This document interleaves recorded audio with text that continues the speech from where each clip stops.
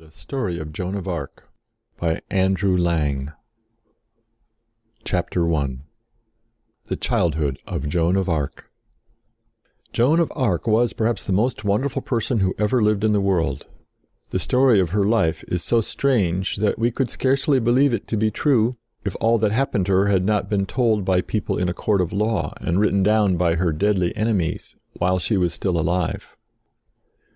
She was burned to death when she was only 19. She was not 17 when she first led the armies of France to victory, and delivered her country from the English. Joan was the daughter of a poor man in a little country village. She had never learned to read or write or mount a horse. Yet she was so wise that many learned men could not puzzle her by questions. She was one of the best riders in France, one of the most skilled in aiming cannons, and so great a general that she defeated the English again and again, and her army was never beaten till her king deserted her. She was so brave that severe wounds could not stop her from leading on her soldiers, and so tender-hearted that she would comfort the wounded English on the field of battle and protect them from cruelty. She was so good that her enemies could not find the one true story to tell against her in the least thing. And she was so modest that in the height of her glory she was wishing to be at home in her father's cottage, sewing or spinning beside her mother.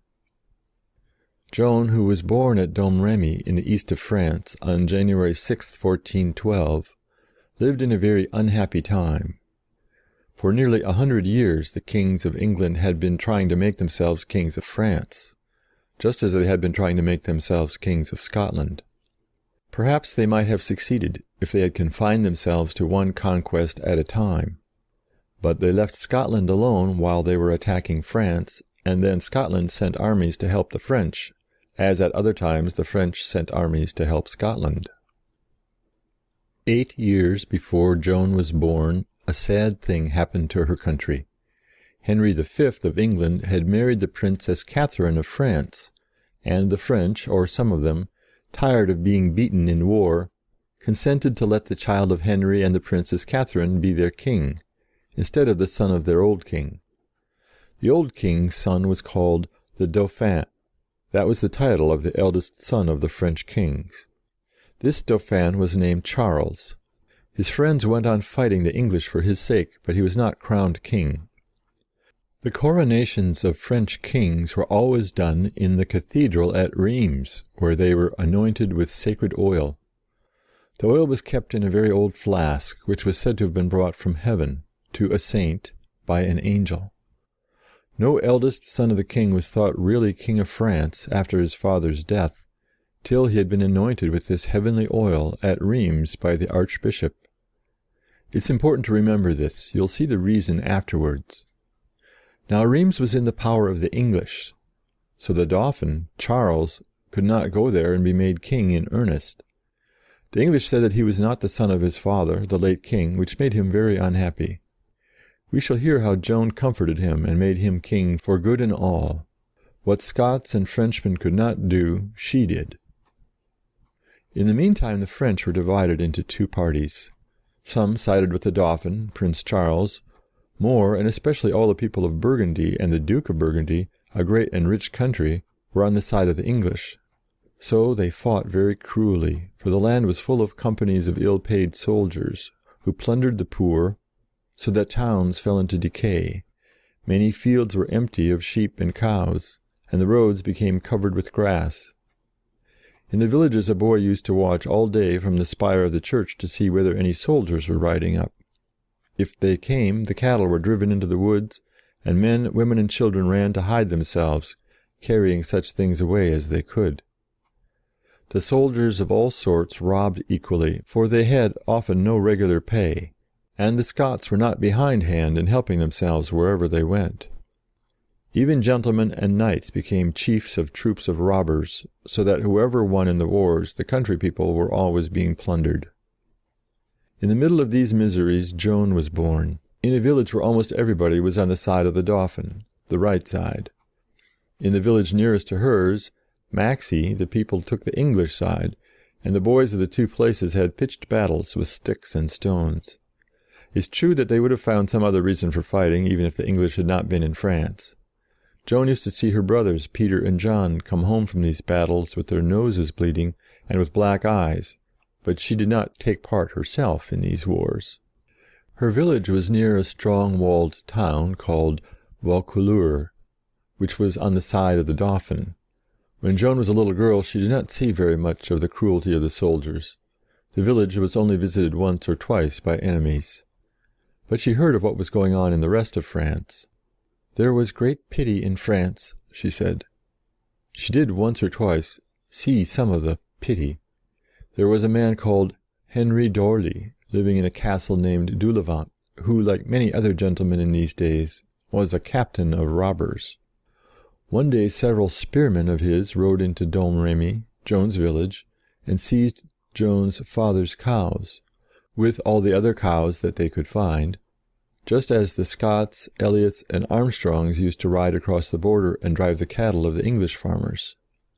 But a lady lived in a strong castle near Domremy, and when she heard how the village people had been plundered, she sent the news to a gentleman in the neighborhood, who gathered his spearmen and rode after the robbers. The thieves, of course, could not ride faster than the stolen cows could trot.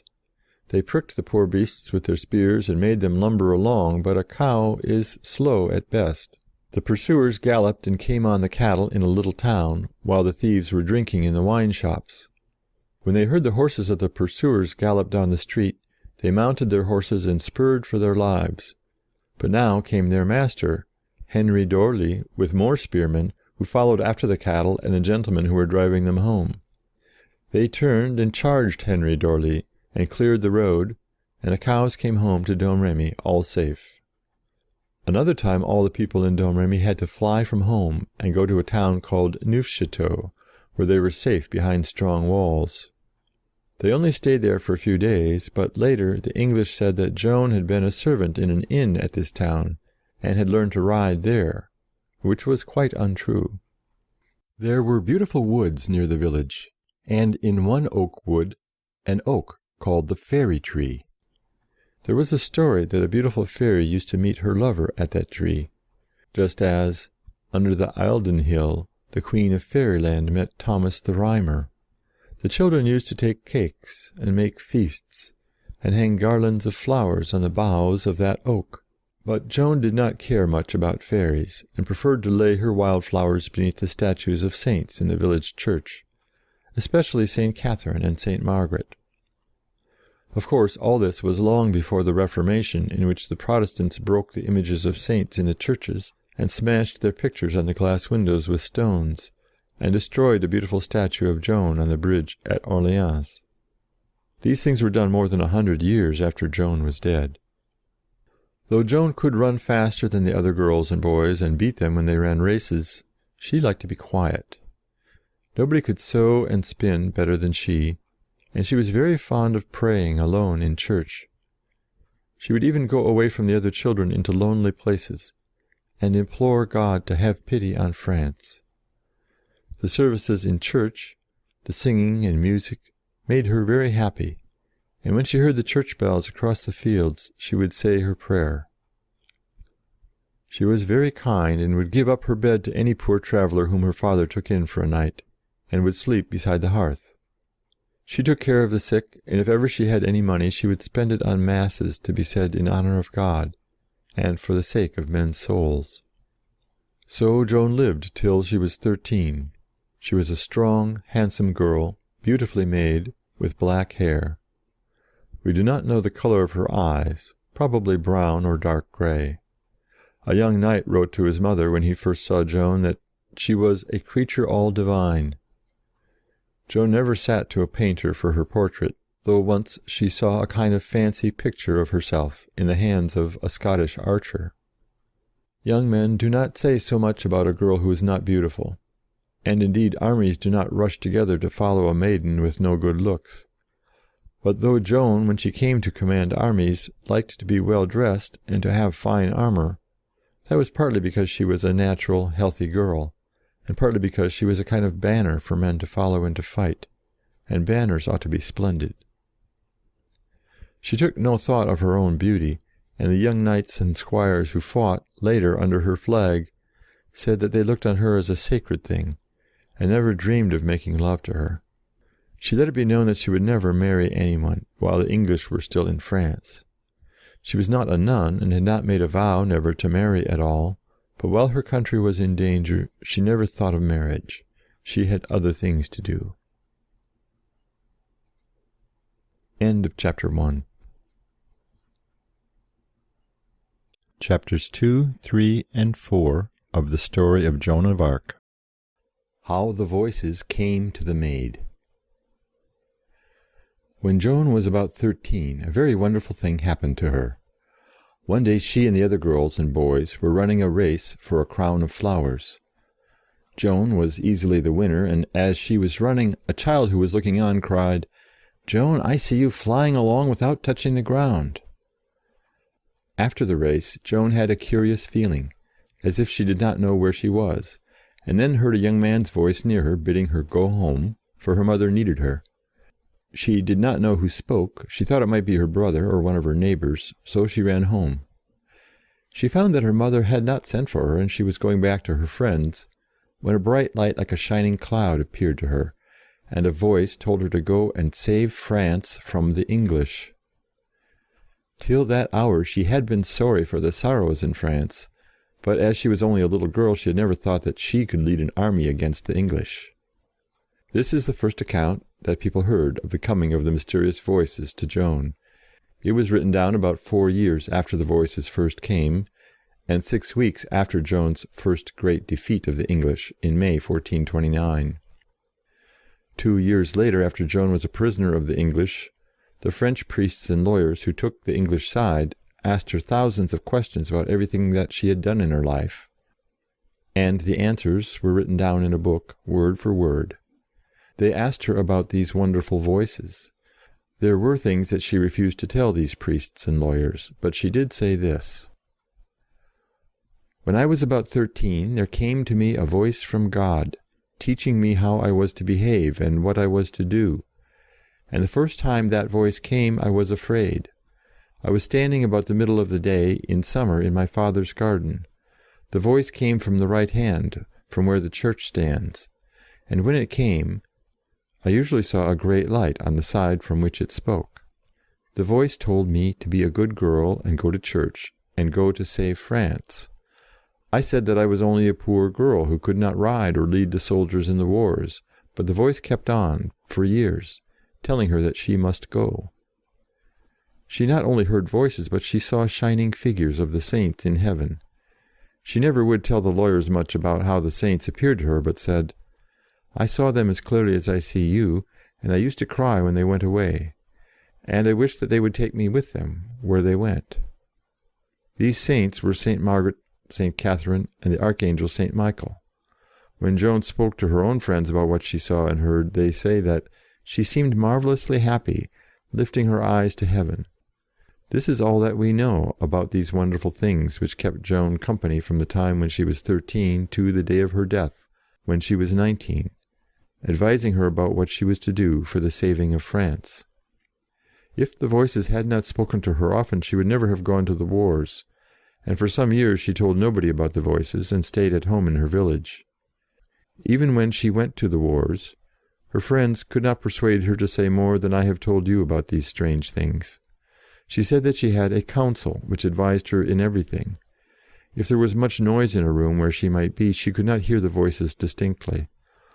Only one person said that he saw angels' faces in her company. None of her friends, who knew her best, saw or heard anything extraordinary. She very much disliked to speak about the saints and voices. Chapter 3. How the Maid Obeyed the Voices. Time went on, and the Dauphin, the rightful Prince of France, was more and more unfortunate. It is true that Henry V, the King of England, died. He was a great soldier, and his son was only a baby, but the war was carried on by the brother of the late king, the Duke of Bedford, by the Earl of Salisbury, by the famous Talbot, by Sir John Fastolf, and many other English generals. The Scots won a great victory over the English at Bowes Bridge, where the Duke of Clarence, the brother of Henry V, was killed. but the French and Scots were beaten at Verneuil, where most of the Scots fell, fighting bravely. However, a new army came from Scotland under Stewart of Darnley, and still the war went on. By that time the Dauphin only held France, south of the great river Loire. The strongest place which was true to the Dauphin was the town of Orleans. If the English could once take that city and fill it with provisions and guns and other weapons, the French could not hope to win it back again, and the English would overrun the whole of the centre and south of France, and drive the Dauphin out of his own country. He was very poor and very unhappy. He could scarcely pay his bootmaker, as he was not a good fighting man. He lived here and there idly, at towns south of Orleans, such as Blois and Poitiers. He used to wonder whether he had not better give up the war, and go to Spain or Scotland. Another thing made him miserable. He did not know for certain whether he had really the right to be king or not, as many people said he was not truly the son of the last king of France. In his distress he prayed, privately and in silence, that he might know whether or not he was the rightful prince, and ought to be crowned and anointed as king. But he told nobody about this, and lived as best he could, wandering from one town to another. Then he heard that his great city of Orleans was being besieged by the English in the autumn of the year 1428. Orleans lies on the right bank of the river Loire, which here is deep, broad, and swift, with several islands in the middle of the current. The bridge was fortified on the farther side by two strong towers, called Les Tourelles, but the English took this fortification, and so the people of Orleans could not cross the river by the bridge, and they broke down an arch that the English might not cross to them. One day the English general came to this fort, at a time when the soldiers of both sides dined, to look out of a narrow window and watch what was going on in the besieged town. Now it happened that a cannon lay, ready loaded, in a niche of the gate tower of Orleans that looked straight along the bridge to the Tourelles. The English general, the Earl of Salisbury, was peeping through the narrow window, thinking himself quite safe, as the French soldiers in Orleans had gone to dinner. But a small French boy went into the gate tower of Orleans, and seeing a cannon ready loaded, he thought it would be amusing to set a light to the touch-hole. So he got a linstock, as it was called, lighted it, put it to the touch-hole, and fired off the cannon. The bullet went straight into the narrow window out of which the English general was peeping, and he fell back mortally wounded.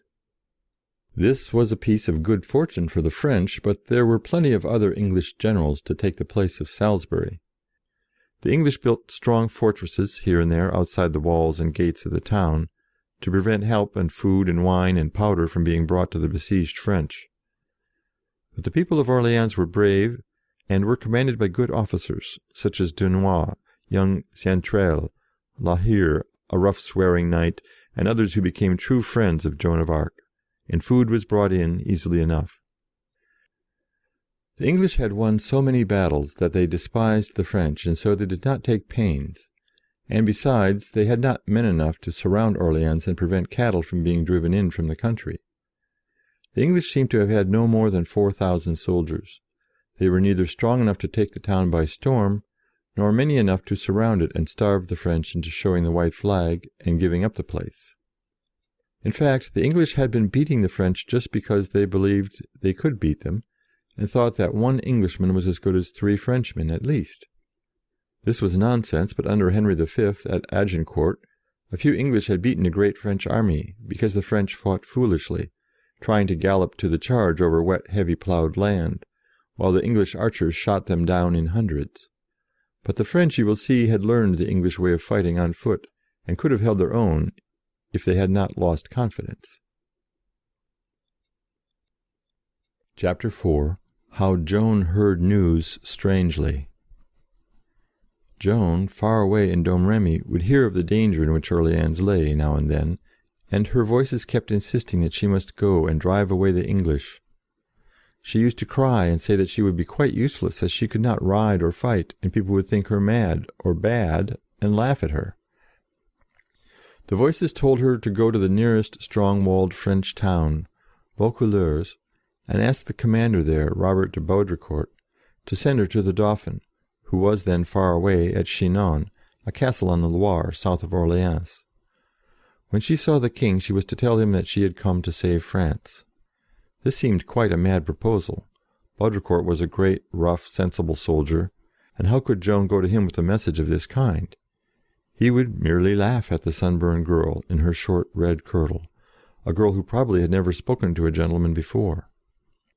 Perhaps this was the hardest part of Joan's duty, for she was modest, and she was very quick to notice anything absurd and ridiculous. Now nothing could seem more laughable than the notion that a little country wench of 16 could teach the French to defeat the English. But there was no help for it. The voices and the shining cloud and the faces of saints and angels came several times every week, and a voice said, "Daughter of God, go on, I will be with you." Joan had an uncle who lived near Vaucouleurs, and she went to stay with him. It seems that she told him she must go to the Dauphin, and the first thing needful was to get Robert de Baudricourt to send her a few men-at-arms, who would protect her on her long journey to Chinon. The uncle must have been very much astonished, but it seems he believed in her, for he took her to Robert. Of course, Robert laughed and told Joan's uncle to take her away and box her ears. But she came again, and then a priest wanted to exorcise her, that is, to frighten the devil out of her, with religious services and holy water, as if she had been possessed, like people in the New Testament. But Joan was not possessed, and the priest, after trying the holy water, could only say so. By this time, the month of February 1429 had come round. The besieged French in Orleans now had a great misfortune. The season of Lent was coming, that is, a time when they were not allowed to eat beef and mutton, but only fish and eggs and vegetables. Now a great number of wagons loaded with herrings were being sent to feed the English who were besieging Orleans. The general of the French in Orleans knew that, and he determined to send out soldiers to attack the English, who would be guarding the long line of wagons full of herrings. They would wait for the English on the road, cut them up, and carry the fish into the town for their own use. So a great many of the Scots and some French slipped out of Orleans by night and went to a place called Rouvray, on the road by which the herrings were to pass. Here they were to be joined by another small French army under a general named Clermont. So they reached Rouvray, where they did not find Clermont and his men, but did see the English soldiers far away, marching by the side of the long line of wagons. Instead of waiting hidden under cover till the English passed by, and then rushing in among them unexpectedly, Stewart of Darnley cried, "Charge!" and rode, with his lance in rest at the English front. The Scots were always in too great a hurry to fight. The English saw them coming, arranged the heavy wagons in a square, and went inside the square so that the Scots could not get at them. Safe behind their carts, the English archers shot down the Scots, who thought bows and arrows rather mean weapons, and wanted to cut down their enemies with the sword. But they could not reach the English. They fell in piles of slain men round the square, and Clermont, the French general who was to have joined them, would not fight, and took away his army. So very many brave Scots were killed, with Stewart of Darnley at their head, and the rest retreated sadly to Orleans, where they heard the English hurrahing in their camp. This was called the Battle of Rouvray, or the Battle of the Herrings. It was fought on February 12th, 1429. Now on February 12th Joan went to Baudricourt, and told him that a terrible misfortune had happened that day to the army of the Dauphin near Orleans. The news could not possibly reach Vaucouleurs for several days, for the distance between Vaucouleurs and Orleans is great, and the roads were dangerous, and might be beset by English soldiers and robbers, who would stop messengers. Joan had been told of the defeat by her voices. At last, however, the bad news did come. Joan had been right. The French and Scots had been defeated on the day when she told Baudricourt of it, February 12th. So Baudricourt saw there was something uncommon in this country girl, who knew what was happening far away, and he lent her 2 young gentlemen and a few men-at-arms to guide her and guard her on her way to the Dauphin. Somebody gave her a horse, which, to the surprise of all men, she rode very well. She had her long black hair cut short and close, as soldiers wore it. She dressed in a grey doublet and black hose, like a boy. She wore this kind of dress till the end of her life. And then she rode through the gate of Vaucouleurs, which is still standing, and away to seek the Dauphin. This was on February 23rd, 1429. After riding for several days, Joan and her company reached a little town called Fierbois, near Chinon. Here was the chapel dedicated to Saint Catherine of Fierbois, who was a favourite saint of the French and Scots soldiers and of Joan. In the chapel was a book in which the miracles of the saint were written down. At this very time a Scottish archer, Michael Hamilton, from Shotts, was caught by some country people and was hanged by them. During the night a voice came to the priest of the village, saying, "Go and cut down that Scot who was hanged, for he is not dead." However, the priest was sleepy and he did not go. Next day was Easter Day, and the priest went to church and did the services. After that he thought he might as well see about the Scot, who was hanging from a tree and seemed quite dead. To make certain, the priest took his penknife and cut the dead man's toe. On this the man gave a kick, so the priest cut the rope and took good care of Michael Hamilton. When he was able to ride, Michael went to this chapel of Fierbois and took his oath that he had prayed to St. Catherine before he was hanged up, and now he came to thank her for his escape at her chapel. The book of the chapel is full of these strange stories, and probably some of them were read aloud to Joan, who could not read, and said that she did not know A from B. She attended 3 masses at Fierbois and got some learned clerk to write a letter to the king to say that she was coming. She also had a letter written to her father and mother asking them to pardon her for going away without their permission. Her father she was to see once more, but her mother she never saw again. As to Michael Hamilton, you may believe his story or not, as you like. Many of the other stories told in the chapel book by Scots soldiers and French men and women are just as curious. I only know that the people made long journeys to thank Madame Saint Catherine in her church at Fierbois, and that their stories were written down in the book there. End of chapter 4.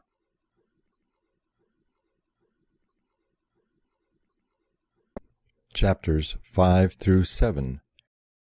Chapter 5. How the Maid Saw the Dauphin. When Joan reached Chinon, she was lodged with a lady who was very kind, and she waited to see the Dauphin. His advisers were not sure that he ought to see the Maid at all, but probably he was curious, and at last she was brought to the castle and led up the stairs to a great hall, where were many men in splendid dresses. The castle is in ruins now, and the hall has no roof over it, but you can still go in and see the walls and empty windows, and the great fireplace. A man, plainly dressed, was in the crowd of magnificent courtiers in silk and gold embroidery. Joan went straight up, and kneeling on one knee, said, "Fair sir, you are the Dauphin to whom I am come." But the man pointed to a knight, very richly dressed, and said, "That is the king." "No, fair sir," said Joan, "it is to you that I am sent." The Dauphin, for the man was the Dauphin, was surprised at this, for she had never seen him before. He allowed Joan to come to the castle and talk to him, but he was not sure that she was not an impostor or a silly girl. One day, however, she took him aside into a corner where nobody could hear what they were talking about. When their conversation was ended, the Dauphin looked very grave, and Joan looked very glad. She had told him something that made him believe in her. What had Joan told to the king? It was known at the time that she had told him something that amazed him, for it is mentioned in a letter written a few weeks later by Alan Chartier, a famous poet. But nobody knew the secret. Joan would never let anyone know. When she was a prisoner among the English, the French priests and lawyers tried to make her speak, but she would not. It was her king's secret. 8 years after Joan was dead, a very strange thing happened. A woman who said that Joan had not died and that she was Joan came to Orleans with Joan's brothers. The people of Orleans, who had known the Maid very well, believed that this woman was Joan come again, and feasted her and gave her presents. Then she was taken to the king. He himself was puzzled and said, "Maid, my dear, I am glad to see you again. Do you remember the secret between you and me?" Then the false pretender to be the Maid confessed that she knew nothing. When the king was old, he revealed the secret to a friend. On that day when they went apart together at Chinon, Joan reminded him of the secret prayer which, as I told you, the Dauphin had made when alone, asking that he might know whether he really was the son of the late king, and himself the rightful king of France. "You are the rightful king," Joan said. When the Dauphin heard her words, he made things go on quicker. Priests were sent to Joan's village to find out if she had been a good girl when she was at home. Then she was taken to Poitiers to be examined by many learned men, priests and lawyers. They tried to perplex her by their questions, but she was straightforward, and told them how the voices had come to her. One man asked her to give a sign by working a miracle. "I have not come to Poitiers to give signs," said Joan, "but let me go to Orléans, and you shall see what I do." She never professed to work miracles. She wanted to lead an army to Orléans, and the sign to be given was the defeat of the English and the rescue of the besieged town.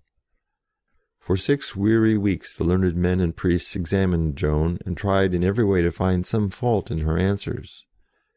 At last they drew up a report and signed it, saying that to doubt the Maid would be to resist the Holy Spirit.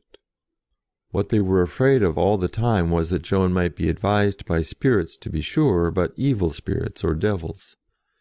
The English and the French lawyers on the English side declared that Joan was possessed by devils. They thought that because they could not deny her powers, but as she was not on their side, her powers could not come from God, but from Satan. To think in that way is common. People always believe that their own side is the right side. But nobody ever heard of evil spirits taking possession of anyone who was really good, and no man could ever find any single bad thing in Joan the Maid.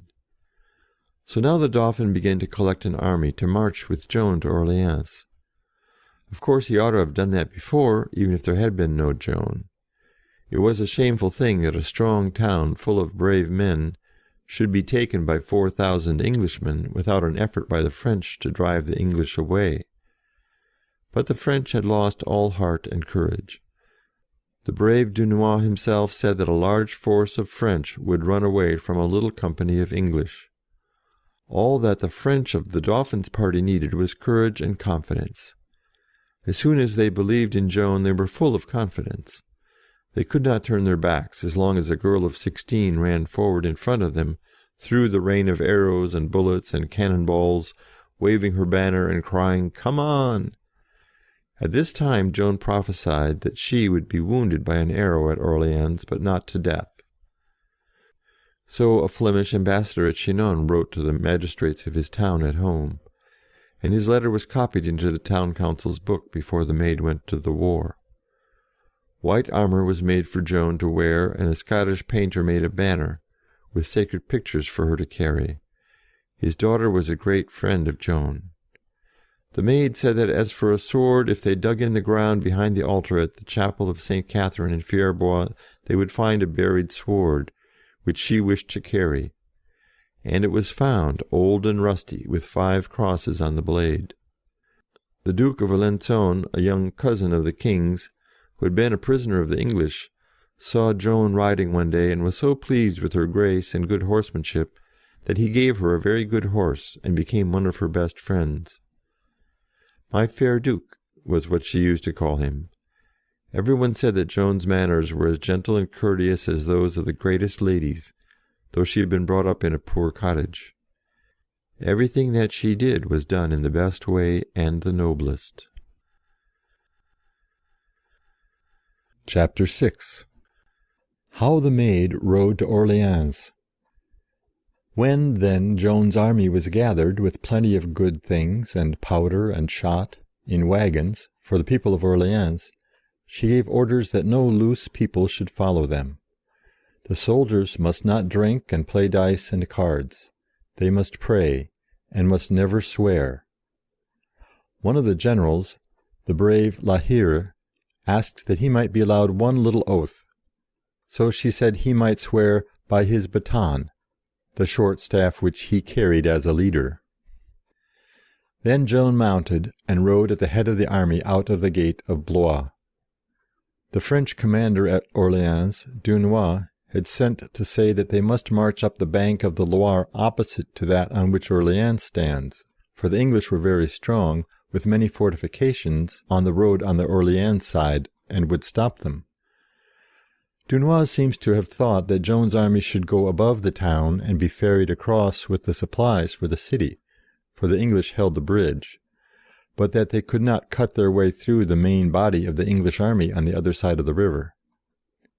But to go straight through the English where they were strongest was what Joan had intended.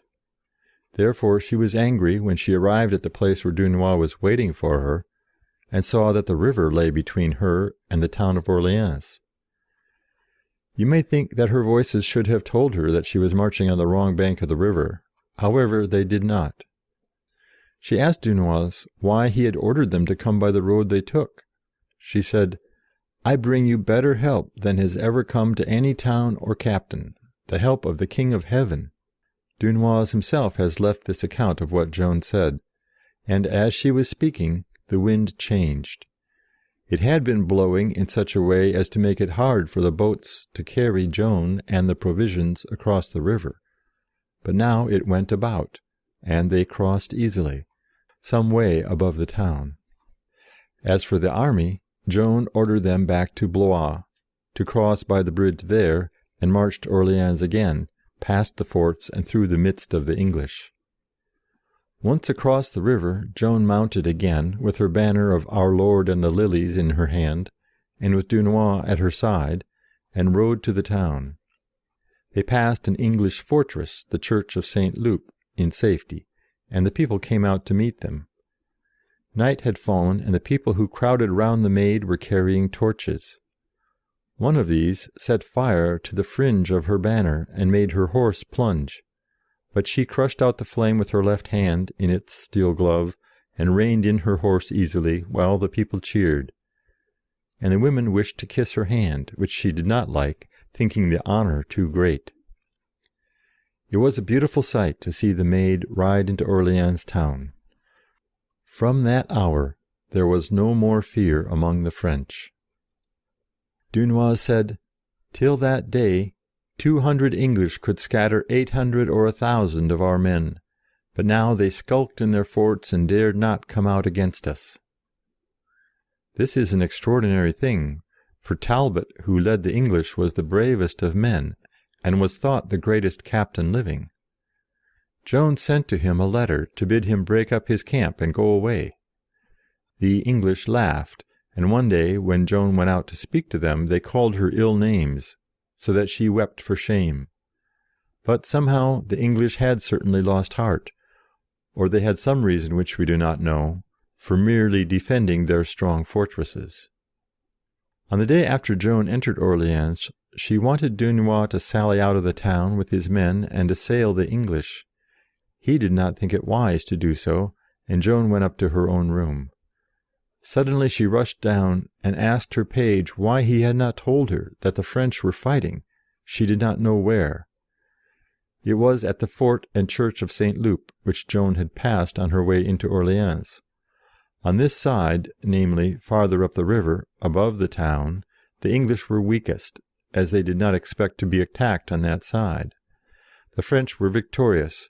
When they saw Joan ride up, they were filled with courage. Joan saw a Frenchman strike down an English prisoner. She dismounted, laid the poor prisoner's head in her lap, and did her best to comfort him. Chapter 7.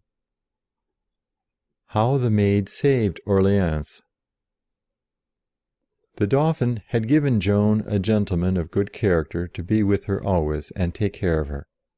This gentleman was named Jean d'Aulon, and as he has left an account of what Joan did at Orléans, we give what he said. On the day after Joan took the fortress of St. Loup from the English, she led her men to attack another English work on the farther side of the river. They could not cross by the bridge, of course, for the English held the strong building, Les Tourelles, at the bridge end, the place where the Earl of Salisbury was killed by the cannon shot. Moreover, an arch of the bridge had been broken lest the English should cross. So they went in boats to an island in the middle of the river, and then made a bridge of boats across the other branch of the Loire. But they found that the English had left the place which they meant to attack, and were in a much stronger fortress. The French, therefore, were returning to their boats, when the English rushed out of the second fortress to attack them when off their guard. But Joan and her friend La Hire, who had crossed the river with their horses, saw the English coming on, and put their lances in rest, a kind of support for the level spear, and spurred their horses at their enemies. The rest of the French followed Joan and drove the English back into their fortress. Meanwhile d'Aulon and a Spanish gentleman on the French side took each other by the hand and ran as fast as they could till they struck their swords against the outer fence, or strong wooden palisade, of the English. But in the narrow gateway stood a tall and very strong Englishman, who drove back the French. So d'Aulon asked a Frenchman, a good shot, to aim at the Englishman, whom he killed, and then d'Aulon and the Spaniard ran into the gateway and held it, while Joan and the rest of the French rushed in, and all the English were killed or gave themselves up as prisoners. By this time the French army which went down to Blois to cross the bridge had returned to Orléans, and had gone past the English fortresses without being attacked. So there were now many fighting men in Orléans. Next day, therefore, Joan insisted that they should attack the strongest of all the English forts, Les Tourelles, at the end of the bridge farthest from the town. The generals thought this plan too dangerous, as the fortress was so strong, but no doubt Joan was right, because the English on the town side of the river could not cross over to help their countrymen. If they crossed in boats, they would be shot and cut down as they landed. If the French generals did not understand that, Joan did.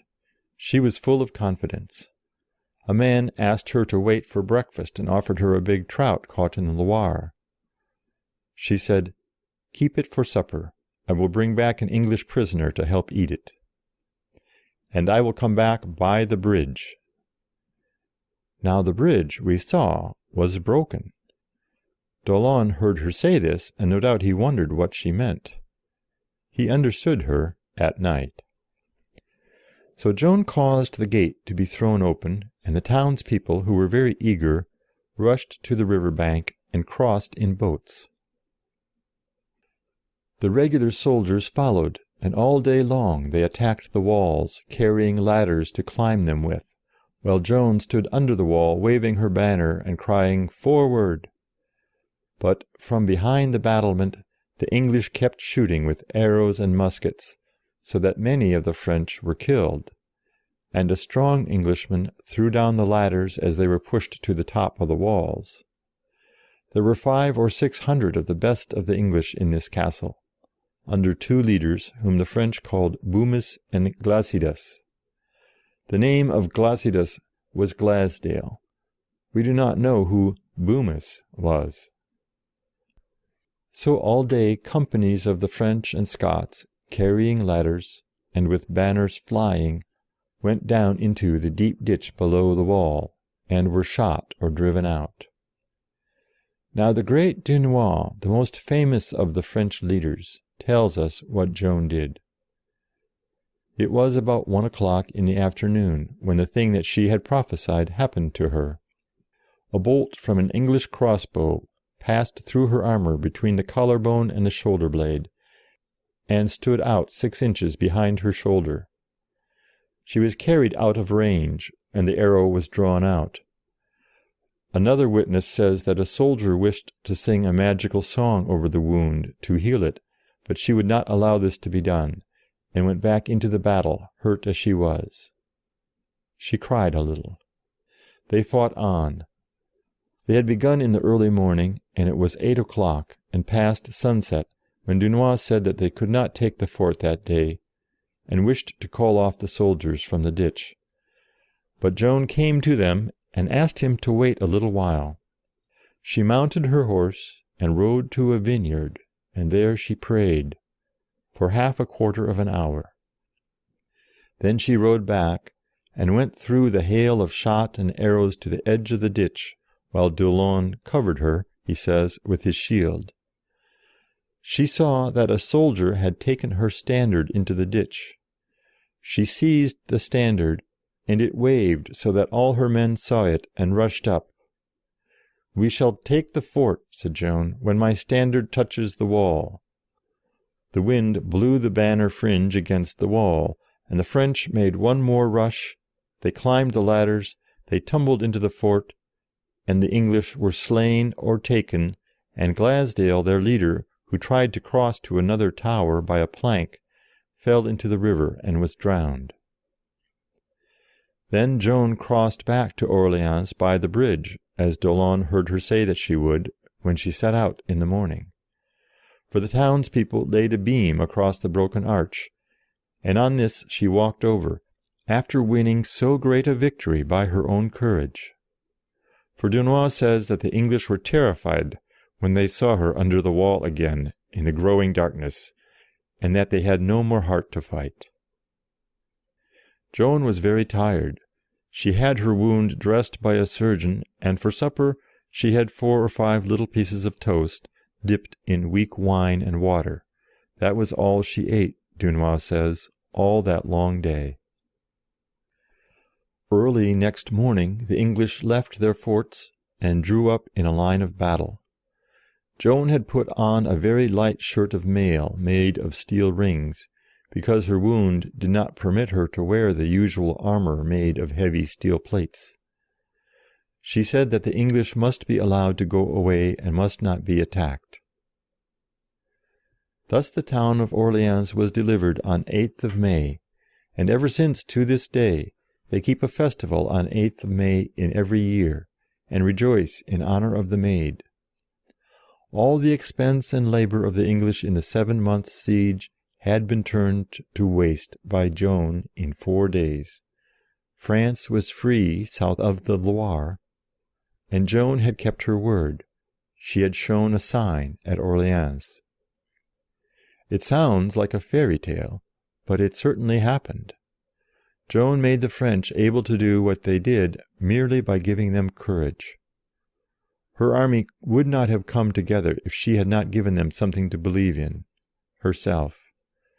She thought that she led about 10,000 men, but it is not easy to be sure of the numbers. The English, if they were only 4,000, could not resist the new army and the old garrison of Orleans if the French had faith in themselves. And Joan gave them faith. At the same time, the English seem to have arranged their army in a very foolish way. About 1,000 were on the farther side of a river which the 3,000 on the right bank could not or did not try to cross to help their friends. The larger part of the English army might have attacked one of the gates of Orleans and frightened Joan's army, who would have come back across the river to defend the town. The English in the fortress at the farther end of the bridge would then have been safe. But the English on the right bank did nothing at all, for some reason which we do not understand. End of chapter 7.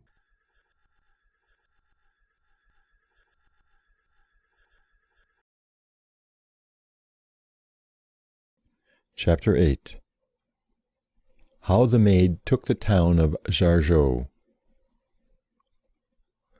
After Orleans was quite safe, and when Talbot had led the English army to the town of Meun, Joan wanted to take the Dauphin to Rheims, to be crowned and anointed with the holy oil, and made king in earnest. But the way was long, and the road passed through towns which were held by friends of the English. So the Dauphin loitered about in pleasant castles near the Loire, in the bright May weather, and held councils, and wondered what he ought to do. Then Joan rode with the brave Dunois to Loches, where the Dauphin was. Some lords and priests were in the room with him, but Joan went straight in, and knelt before him, saying, "Fair Dauphin, do not hold so many weary councils, but come to Rheims, and take your crown." So they said that they would think about it. But was it safe to leave English armies behind them at Meun, where Talbot was, and at Jargeau, where the Earl of Suffolk was the English captain? Joan said that she and the young Duke of Alençon would make their minds easy on that point, and would begin by taking Jargeau, where the French, without Joan, had fought already and been beaten. The Duke was newly married to a young wife who was anxious about him. But Joan said, "Madam, I will bring back the Duke to you, safe and well." So they rode away, 600 lances, some with infantry, and slept in a wood. The Duke of Alençon has left an account of all that they did. Next day Dunois and other captains joined them, with another 600 lances, so that, with the infantry, they would be about 5,000 men. Some of the captains thought they were not strong enough, as Jargeau has thick walls and towers and cannon. But Joan insisted on fighting, and first she led her men to drive the English from the houses lying under the walls on the outside, which is dangerous fighting, as all the garden walls would protect English crossbowmen, men with muskets, who could shoot in safety, many of them from windows of houses, at the French in the open. The French, however, drove the English from the houses and gardens, and brought up their cannon, and fired at the town. In these days cannon were small, and shot small balls, which did not carry far, and could do no damage to thick stone walls. There were no shells which explode, but there were a few very large iron guns, like Mons Meg in Edinburgh Castle. Out of these they shot huge, heavy stone balls, and if one of them fell into a street and broke, the splinters flew about dangerously. But somehow they seldom did much harm. Besides, Joan's army had none of these great guns, which are not easily dragged about. So for days the French fired at the town, and it is to be supposed that they broke a hole, or breach, in a part of the wall, for they decided to rush in and take the place, sword in hand. "Forward, fair Duke," said Joan to the Duke of Alençon, who rather thought that they had not made a good enough breach in the wall. "You know that I told the Duchess I would bring you back safe? But do not stand there," she said, "or that English cannon on the wall will kill you." The Duke moved from the place where he was, and a gentleman named de Lude went to it and was killed. So Joan saved the Duke as she had promised.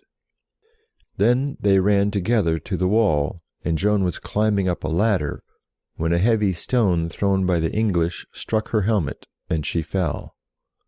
She rose again at once, crying, "Forward, we shall take them all," and the English ran through the streets to the bridges, the French following and cutting them down or taking them prisoners.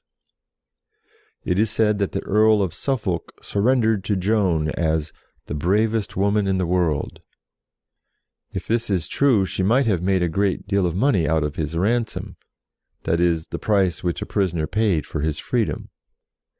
There is another story that Suffolk was taken by a squire, and that he dubbed him knight before he surrendered, as it was more honourable to yield to a knight.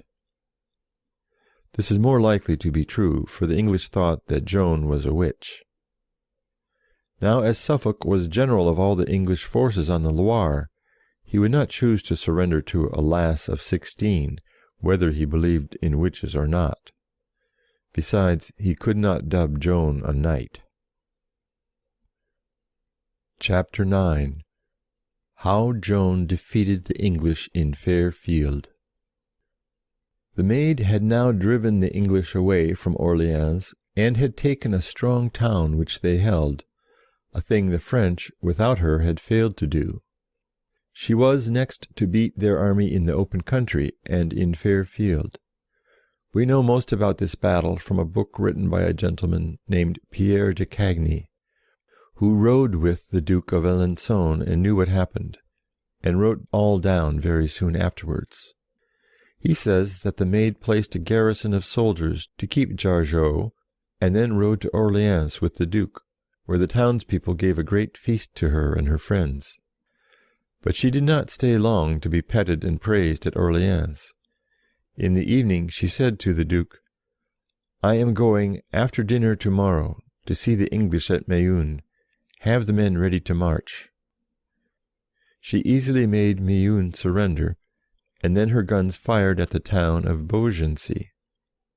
Then news came to Joan that the whole English army, under Talbot and Sir John Fastolf, who cannot be Sir John Falstaff in Shakespeare, for the fat knight was dead, were marching against her. Now Sir John Fastolf, though a very brave captain, thought, like the fat knight, that discretion was the better part of valour. He wished to be cautious and to avoid a battle, for he saw that the French were in high spirits, while the English soldiers had lost heart. This is told in the book written by a knight named Jean de Wavrin, a Burgundian. He was, like all of them of Burgundy, on the English side, and he rode under the banner of Sir John Fastolf.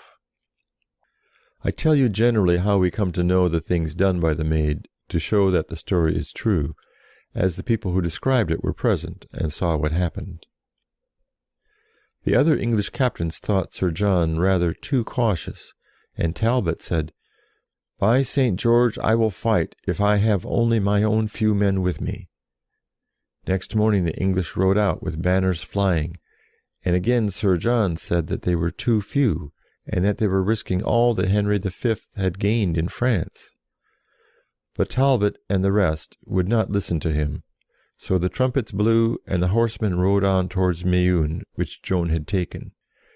When they came to a place about 3 miles from Meun, and 3 from Beaugency, they saw the banner of the Maid, with our Lord and the lilies of France, and the banners of the Duke of Alençon, and Dunois, and La Hire, and young Pothon de Xaintrailles, a very gallant boy, waving over the ranks of 6,000 men. The English then did what Henry V had taught them to do. They dismounted from their horses to fight on foot, and made each bowman plant his sharp stake in front of him to stop a cavalry charge. This plan usually succeeded.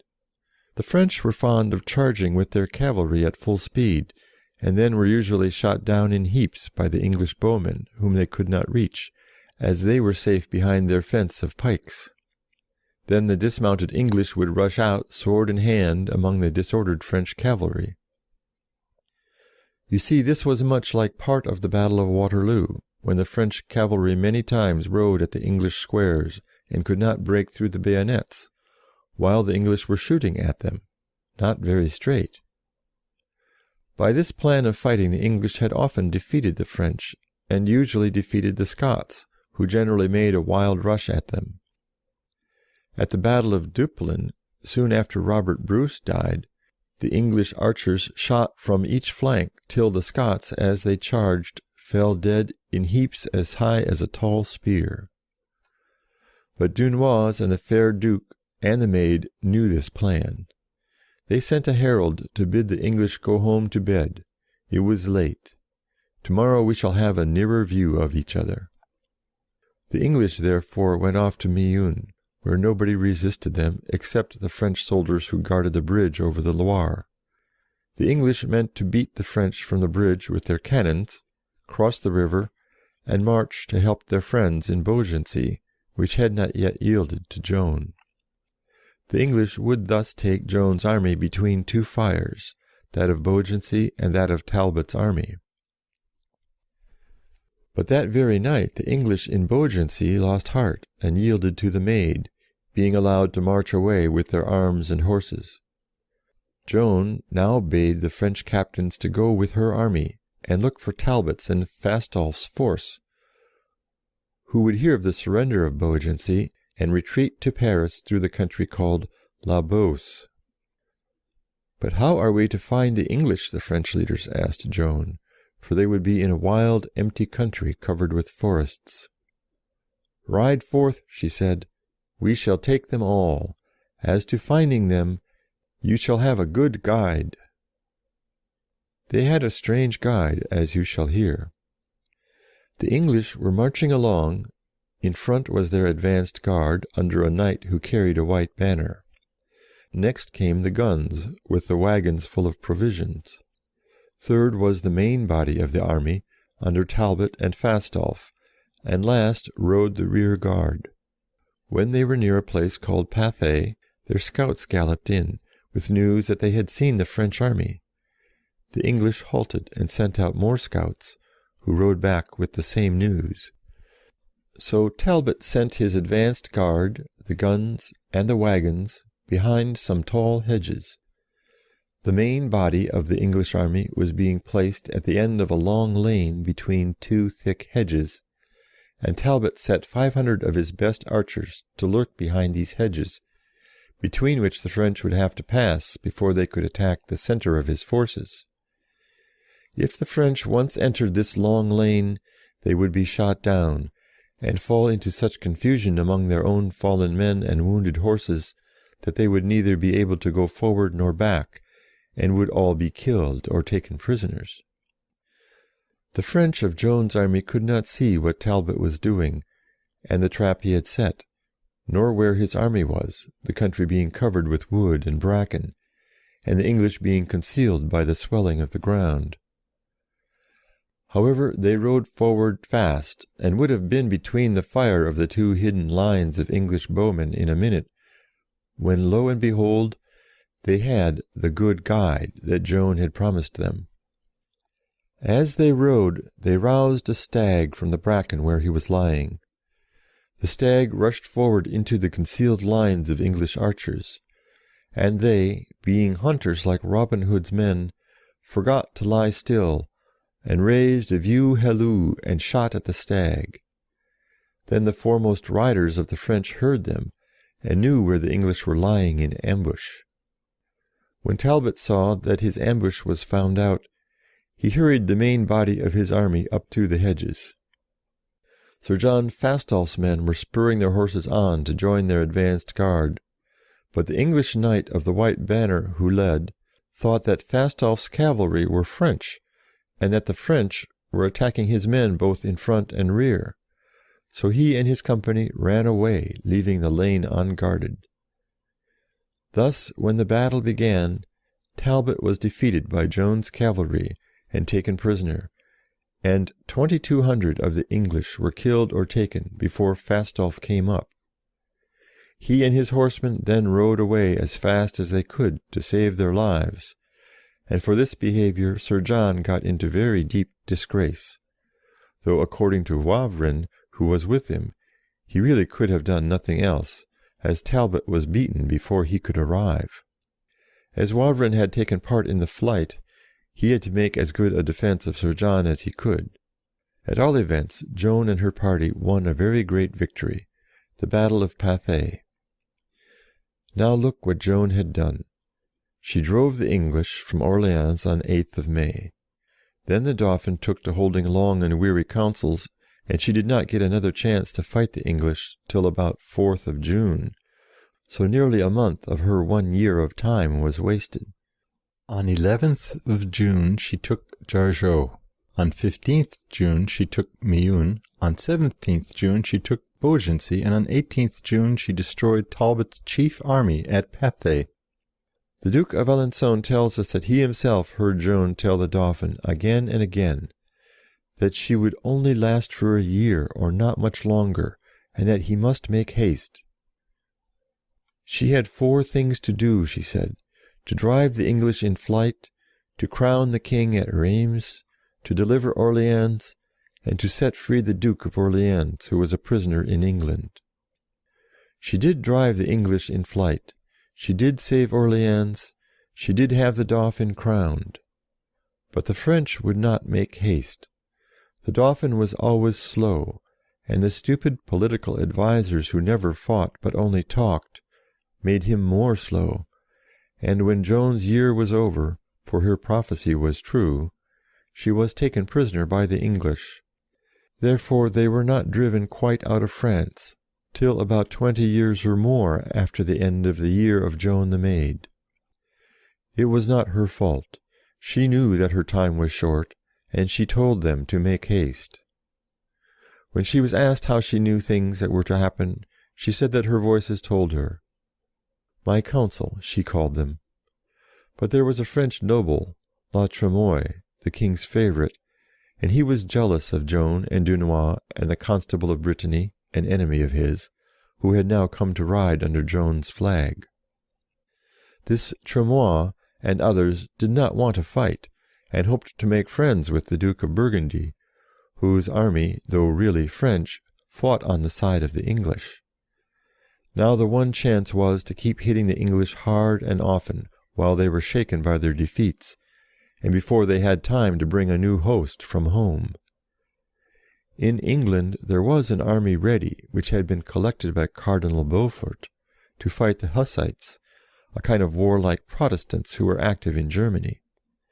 As soon as Joan had beaten the English at Orleans, they made up their minds to send this new army of theirs to protect Paris, where most of the people and the university were on the English side. They also made an arrangement with James I of Scotland, so that they had nothing to fear from the Scots coming over the border to attack them. The English were able to do all this because La Tremoille and his friends advised the Dauphin to loiter about, instead of making haste, as Joan desired, to keep on beating the English. End of chapter 9.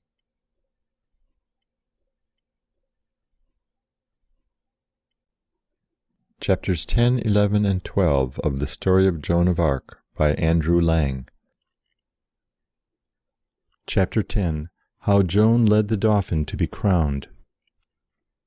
We may think that Joan's best plan would have been to attack the English in Paris at once, while they were still in a fright after their great defeat at Pathay. But she thought that if the Dauphin was once crowned and anointed with the holy oil at Rheims, the French who were of the English party would join him more readily. Robert the Bruce, in the same way, had himself crowned at Scone, which in Scotland was the usual place for coronations, when he had only very few followers and very little chance of beating the English. Rheims, as you can see on the map, is a long way farther from Orleans than Paris on the northeast. But Joan made up her mind to drag the Dauphin to Rheims to be crowned.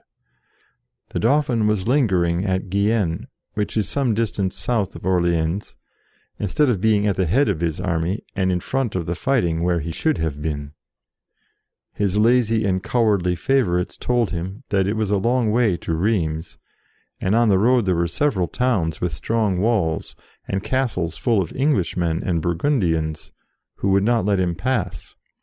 Joan answered that she knew this very well and cared nothing about it. All the towns and castles would yield and open their gates. So she left the Dauphin to do as he pleased, and went away with her company into the country. The Dauphin had no money to pay his troops, but men-at-arms came in, hundreds of them, saying that they would fight for the love of the maid and of chivalry.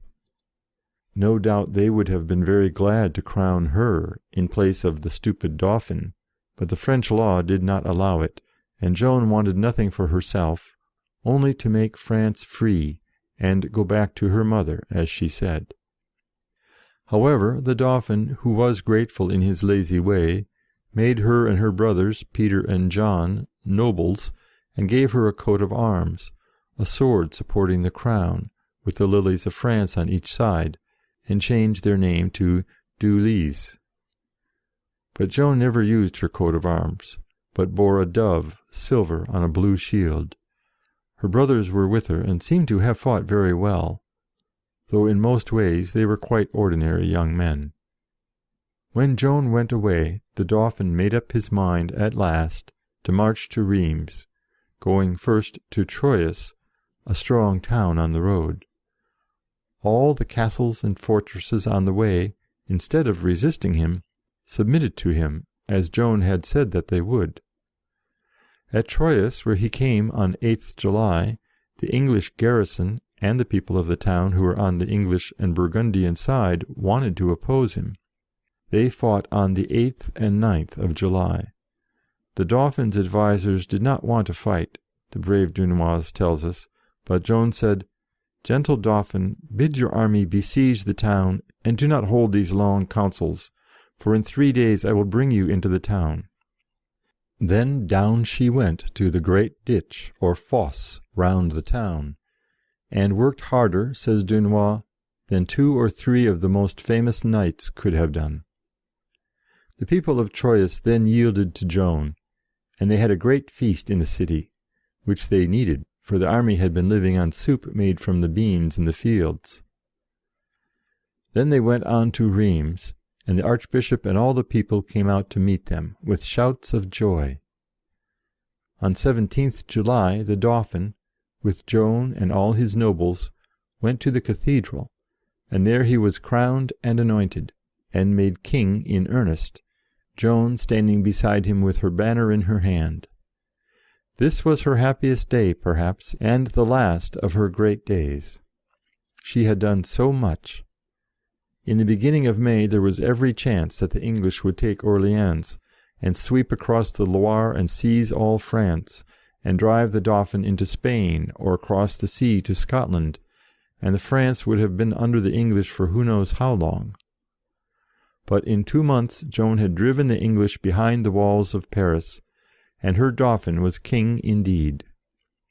Then the Maid knelt at the king's feet and wept for joy, in the great cathedral, among the splendid nobles, and the lights and the bright-coloured coats of arms and the sweet smoke of incense. "Gentle king," she said, calling him king for the first time, "now is the will of God fulfilled." And the knights themselves wept for joy.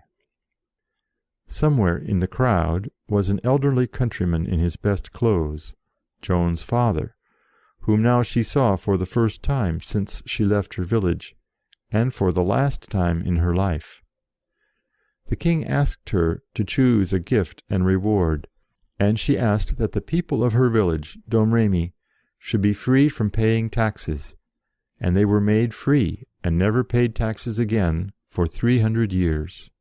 On the books of the accounts of money paid by every town and village of France is written, after the names of Domremy and the village nearest it, Greux, nothing, for the sake of the Maid. The paper in which the king ordered that they should pay nothing may still be seen, dated the last of July, 1429. How glad the people at Domremy must have been when Joan's father came home with the good news. This was the last glad day of the Maid. As she rode to Rheims, some people from Domremy met her and asked her if she was afraid of nothing. "Of nothing but treachery," she said, and from this day she met treachery among the king's advisers, who held long councils and did not fight. As she rode from Rheims towards Paris, the people shouted round her, and she said that they were kind people, and she would like to be buried in their cathedral, she who was never to be buried in the earth. "Joan," said the Archbishop, "in what place do you expect to die?" "Where God pleases, for of that hour and that place I know nothing more than you do. But would to God that now I might take off my armour and go home to my father and mother," for, as she had seen her father, she was longing for her mother more than ever. After this, the people about the king, and the king himself, did not obey Joan, and all went wrong. Chapter 11. How the Maid was betrayed at Paris. The French should have followed the Maid straight to Paris, as she bade them do. But they went here and went there, and one day their army and that of the Duke of Bedford met, but did not fight, and another day there were skirmishes between the English and the Scots, who fought very bravely, says the Burgundian knight Enguerrand de Montstrelet, who wrote a history of those times. The strong town of Compiègne, which had often been taken and retaken, yielded to Joan's army, and the king stayed there, doing nothing, which was what he liked, and the Duke of Burgundy gave him excuses for loitering by sending ambassadors, and pretending that he would give up Paris, for at this time there was no English garrison there. The poor people of the town were on the side of Joan and the king, and now, when the English were out of the great city, was the time to take it. But the king kept hoping to make peace with the Duke of Burgundy. So Joan, with her friend the Duke of Alençon, went to St. Denis, quite close to Paris, where the kings of France used to be buried. St. Denis was the saint of France, as St. George was the saint of England, and St. Andrew of Scotland. There fought the Duke and the Maid, but the king came on very slowly, while Joan was in the front of the battle every day, at one gate of Paris or another. At last, by often going to him and urging him to come, Alençon brought the king to St. Denis, but not before a strong new English army had arrived in the town, of which the walls and towers were very high and thick, and the fosses broad and deep and full of water. Then Joan led on her men and the dukes, with her banner in her hand, and cried them on to break down a gate called the Porte Saint-Honoré. Percival de Cagny, who rode under the standard of Alençon, was in the battle, and he says, "The fight was long and fierce, and it was wonderful to hear the noise of guns and culverins from the walls, and to see the arrows fly like clouds. Few of those who went down into the dry ditch with the Maid were hurt, though many others were wounded with arrows and stone cannon balls. But by God's grace and the Maid's favour, there were none but could return without help. We fought from noon till darkness began. After the sun set, the Maid was wounded by a bolt from a crossbow in the thigh, but she only shouted louder to come on, and the place was ours. But when it was dark, and all were weary, men came from the king and brought her up out of the ditch against her will.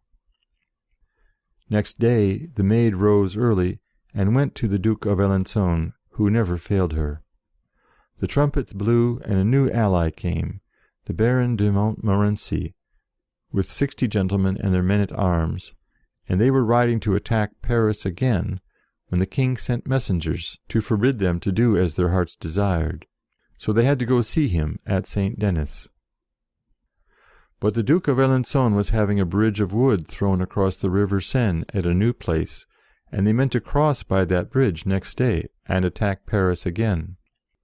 Shameful to say, the king had that bridge taken to pieces during the night, and when Joan and the Duke led their men there next day, they found only the river, which they could not ford. So the King of France saved Paris from d'Alençon and the Maid. Richard I of England would have battered down the Paris gate with his own battle-axe. Henry V or James IV of Scotland or Prince Charlie would have been foremost in the fight. But this King of France, Charles VII, unworthy of his country and his ancestors, sneaked off to his pretty little town of Guienne on the Loire. And thus was the will of the Maid broken, and the army of the king, says Percival de Cagny. The Duke of Alençon kept his men together, and told the king that, if he would let the Maid ride with him, they would march into Normandy and attack the English where they were strongest. But the king would not hear of it, and the Maid, with almost a broken heart, hung up her armour at the altar of Saint Denis in his cathedral.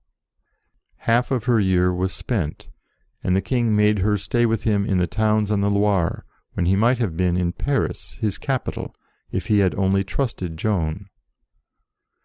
In the meantime the English retook some of the French towns that Joan had given to the king, and seized her sacred armour in the church of Saint Denis, and punished and plundered the people, who were worse off than before, while the Maid was only allowed now and then to attack the English and defeat them in the old way. Chapter 12. How the Maid took certain towns. The wise king had arranged with the Duke of Burgundy that they two should be at peace till Easter 1430, while he might fight the English as much as he liked, which was not at all. Now the English let the Duke of Burgundy be governor of Paris. It was always Paris that the Maid wished to take for her king, as it was the greatest city and the capital of France. But the king said she must not attack Paris, for it was now under the Duke of Burgundy, not under the English. All this was mere pretence, to avoid fighting. Joan's aim was to turn the English and their child king, Henry VI, out of her country, and the English were not likely to go out till they were driven out.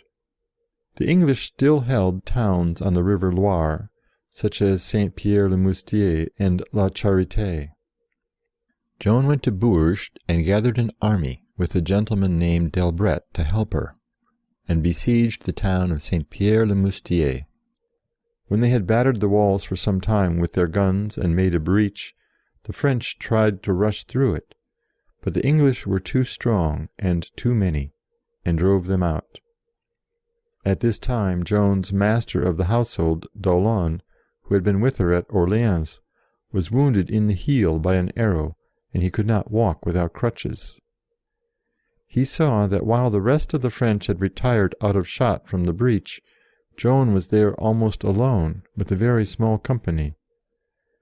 d'Aulon therefore got a horse and rode to her to ask her to come out of danger. "What are you doing here alone?" he asked her. She took off her helmet and said, "I am not alone. Here I have with me 50,000 of my own," by which she seems to have meant an invisible army of angels, "and I will not leave this place till I take the town." d'Aulon told her that she had but 4 or 5 men with her, to which she only answered by bidding him to make her army bring faggots of wood to fill up the ditch with, that they might cross to the town. Then she shouted in a loud voice, "Bring up faggots, all of you!" And they obeyed, filling up the ditch, attacked the breach in the wall again, rushed through, beat the English, and took the town. This was just like what Joan had done when her army was on the point of retreating from the attack on Les Tourelles at Orléans. One charge more was what she called for, and her men were inspired with courage, while the English were terrified by their refusal to be beaten. This was the last time that Joan led the French to such a victory. She besieged another town, La Charité, which was held by Burgundians, but the king did not send food enough for her men, and she had to go away unsuccessful. About this time she was troubled by a woman called Catherine of La Rochelle, a married woman who declared that a lovely lady came to her at night, dressed all in cloth of gold, and told her where treasures of money were hidden, which were much needed for the wars. Joan said that she must see this wonderful lady before she could believe in her, and she sat up all night with Catherine, but the lady never came. Joan told Catherine to go back to her husband and her children and mind her own affairs. There were several people who went about saying that they had visions, but they were of no use, for visions or none, they had not Joan's courage and wisdom. It is true that Catherine might have said to Joan, "You can't see my golden lady, but I can't see your saints nor hear your voices." The difference was that Joan's saints and voices had enabled her to do a great many wonderful things, while Catherine's golden lady never led to the finding of treasures or anything else that was of any use. End of chapter 12.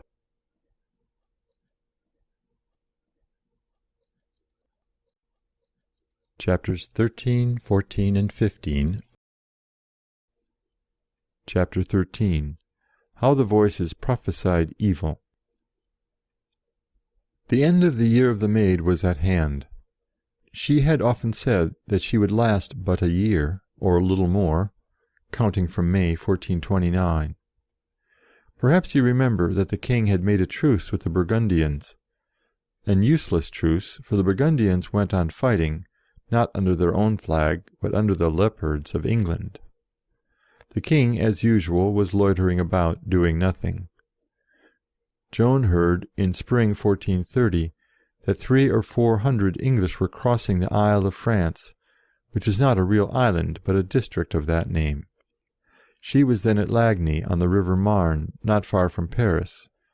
So she rode out from Lagny to meet them, with a gentleman whom the French called Kennedy. Can you guess what Kennedy means? He was Sir Hugh Kennedy, of the great Kennedy clan in Galloway and Ayrshire.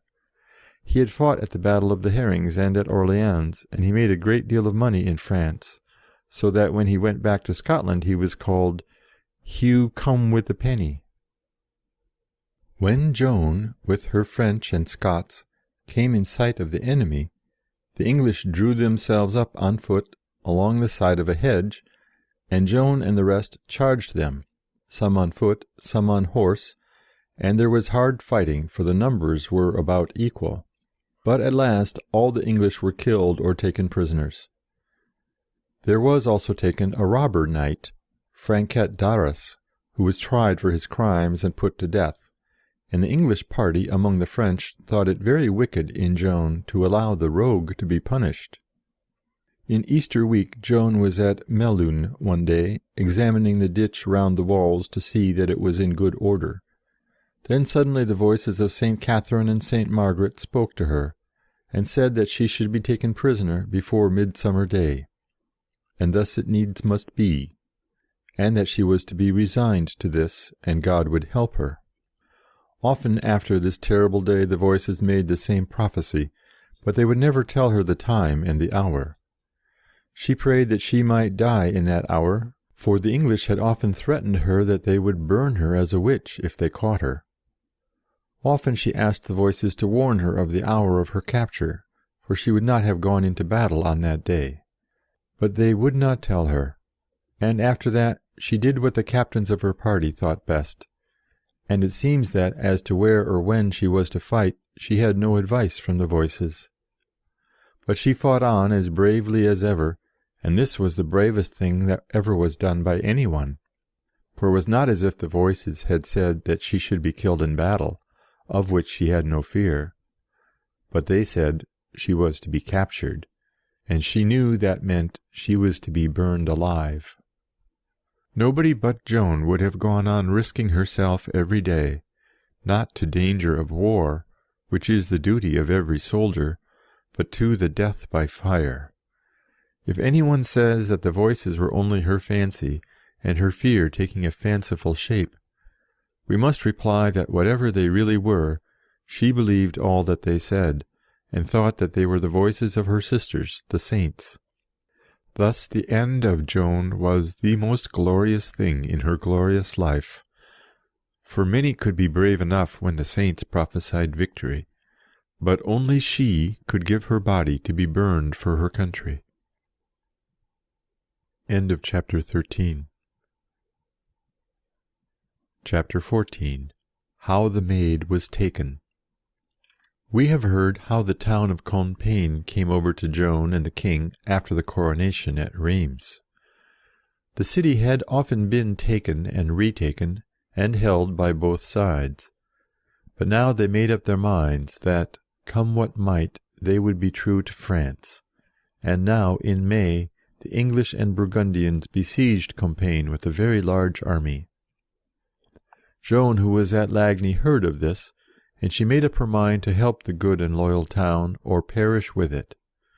She first tried to cut the roads that the Duke of Burgundy used for his soldiers and supplies of food, but she failed to take Soissons and Pont-l'Evêque, and so shut the Duke off from his bridges over the rivers. So she rode into Compiègne under cloud of night, with her brother Pierre and 200 or 300 men. This was before dawn on May 23rd. The town of Compiègne is on the left bank of the river Oise. Behind the town was a forest, through which Joan rode, and got into the town, to the great joy of the people. From Compiègne to the right bank of the Oise, where the English and Burgundians had their camps, there was a long bridge, fortified, that led to a great level meadow, about a mile broad. In wet weather the meadow was often under water from the flooded river, so a causeway, or raised road, was built across it, high and dry. At the end of the causeway, farthest from Compiègne, was the village of Marny, with the steeple of its church, and here a part of the Burgundian army was encamped. 2 miles and a half farther on was the village of Clairoy, where lay another part of the Burgundian force. About 1.5 miles to the left of the causeway was the village of Venette, which was held by the English, and about 3 miles off was Coudun, where the Duke of Burgundy himself had his quarters. There were very large forces in front and on the side of the only road by which Joan could get at them, with her own men, only 300 probably, and any of the townspeople who liked to follow her on foot, with clubs and scythes and such weapons. Thus it was really a very rash thing of Joan to lead so few men, by such a narrow road, to attack the nearest Burgundians, those at Marny, at the end of the causeway. The other Burgundians farther off, and the English from Venette quite near and on Joan's left flank, would certainly come up to attack her and help their friends at Marny. She would be surrounded on all sides and cut off, for the garrison of Compiègne stayed in the town under their general de Flavy, who was a great ruffian, but a brave man and loyal to France. Why Joan, about 5 o'clock in the evening on May 23rd, rode out with her little force, crossed the bridge, galloped down the causeway, and rode through and through the Burgundians at Margny, we do not know. Her Voices seem to have ceased to give her advice, only saying that she would certainly be captured. Perhaps she only meant to take Margny, though now it is not easy to understand how she expected to hold it, when the whole Burgundian and English armies came up to recover it, as they would certainly do. If she aimed at more, her charge was very brave, but very ill-judged. Joan said that her Voices did not tell her to make her desperate sally. It was her own idea. Nearly 70 years afterwards, two very old men said that when they were young at Compiègne, they heard Joan tell a crowd of children before she rode out that, "I am betrayed, and soon will be delivered to death. Pray God for me, for I shall never again be able to help France and the King." One of the men was 98, so he would be quite 28 when he heard Joan say this, if he really did hear her. But long before men are 98, or even 86 like the other man, they are apt to remember things that never happened. But Joan may have told children, of whom she was very fond, that she knew she was soon to be taken. Her enemies declared that she said she would take the Duke of Burgundy himself, but as he was several miles away, in the middle of a large army, while she had only 300 of her own men, this cannot be true. Probably she only meant to break up the Burgundians at Margny, and to show that she was there, to encourage the people at Compiègne. Her own account is that she charged the Burgundians at Margny, the nearest village, and drove them twice back to Clairoy, where they were reinforced by the great Burgundian army there, and thrust her back to the middle of the causeway, where she turned again, charged them, and made them retreat. But then the English came up from Vinette, on her flank, and came between her and the bridge of Compiègne, and she leaped her horse off the raised causeway into the meadow, where she was surrounded, and pulled off her horse and taken, though she would not surrender. No doubt she hoped that, as she refused to surrender, she would be killed on the spot. When they cried to her to yield, she said, "I have given my faith to another than you, and I will keep my oath to him," meaning our Lord. But she was too valuable to be killed. The captors might either get a great ransom, a king's ransom, or sell her to the English to burn. The French would not pay the ransom, and Jean de Luxembourg, who got possession of her, sold her to the English. The Burgundian historian who was with the Duke and did not see the battle says, "The English feared not any captain nor any chief in war, as they feared the Maid. She had done great deeds passing the nature of woman," says another Burgundian writer. "She remained in the rear of her men as their captain and the bravest of all, there where fortune granted it for the end of her glory, and for that last time of her bearing arms." But indeed her glory never ceased, for in her long, cruel imprisonment and martyrdom she showed more courage than any man-at-arms can display, where blows are given and taken. End of chapter 14. Chapter 15. The Captivity of the Maid. We might suppose that there was not a rich man in France, or even a poor man, who would not have given what he could, much or little, to help to pay the ransom of the Maid. Jean de Luxembourg only wanted the money, and as she was a prisoner of war, she might expect to be ransomed like other prisoners. It was the more needful to get the money and buy her freedom, as the priests of the University of Paris, who were on the English side, at once wrote to Jean de Luxembourg and asked him to give Joan up to the Inquisition, to be tried by the laws of the Inquisition for the crimes of witchcraft, idolatry, and wrong doctrines about religion. The Inquisitor was the head of a kind of religious court, which tried people for not holding the right belief, or for witchcraft or other religious offences. The rules of the court and the way of managing the trials were what we think very unfair. but they were not more unfair than the methods used in Scotland after the Reformation. With us, old women were tortured till they confessed that they were witches, and then were burned alive, sometimes 7 or 8 of them at once, for crimes which nobody could possibly commit.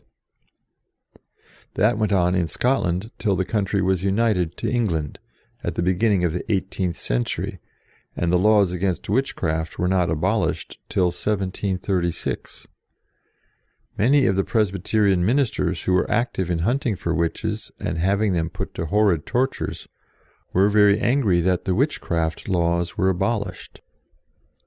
The Inquisition was better than the ministers and magistrates in one way. If a witch confessed and promised not to do it again, she was not put to death, but kept in prison. In Scotland, the people accused of witchcraft had not even this chance, which did not help Joan, as we shall see.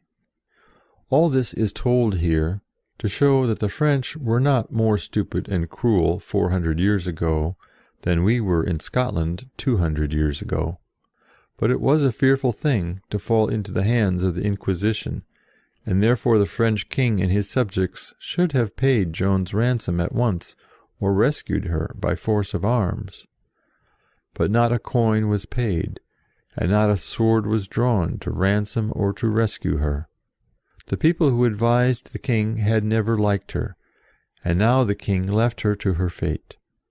She could have taken a bitter revenge on him, if she had chosen to tell tales, but she was loyal to the last, like Montrose to Charles II.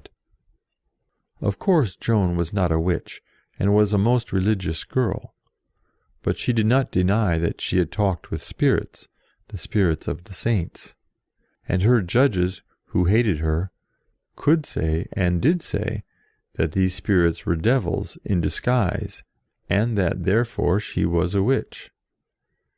She always had known that they would do this if they got the chance.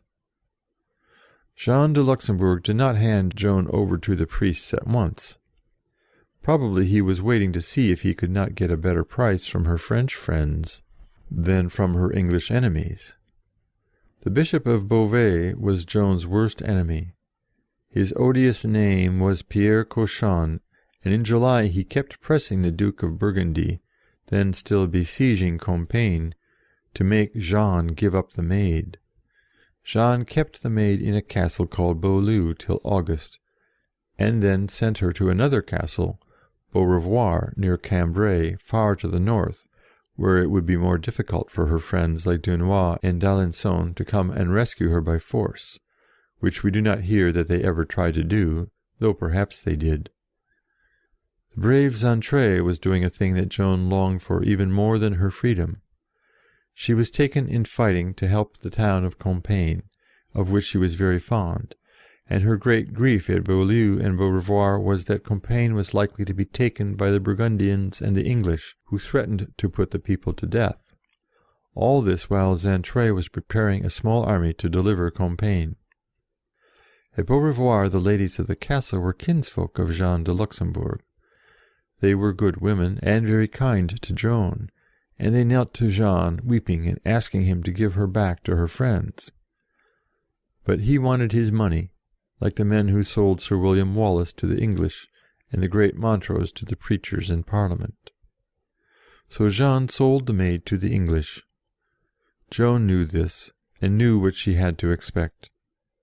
She was allowed to take the air on the flat roof of the great tower at Beaurevoir, which was 60 feet high. She was not thinking so much of herself as of Compiègne. If she could escape, she would try to make her way to Compiègne, and help the people to fight for their liberty and their lives. But how could she escape? She hoped that if she leaped from the top of the tower, her saints would bear her up in their arms, and not let her be hurt by the fall. So she asked them if she might leap down. But St. Catherine said, no, she must not leap.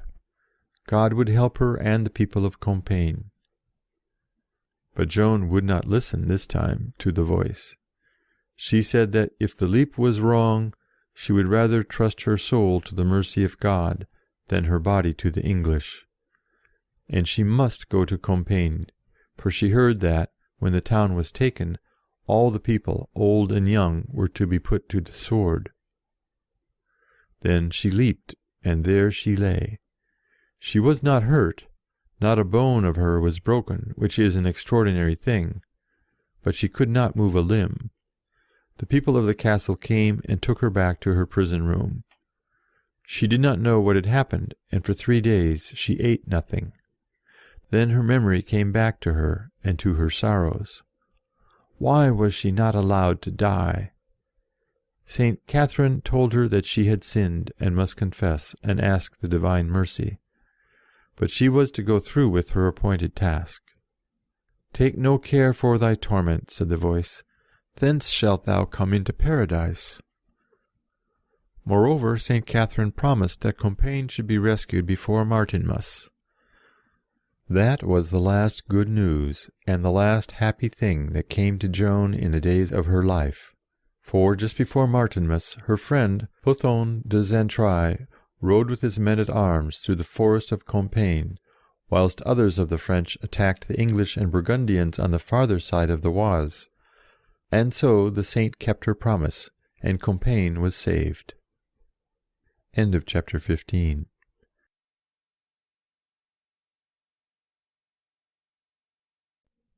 Chapter 16, 17, 18, and 19.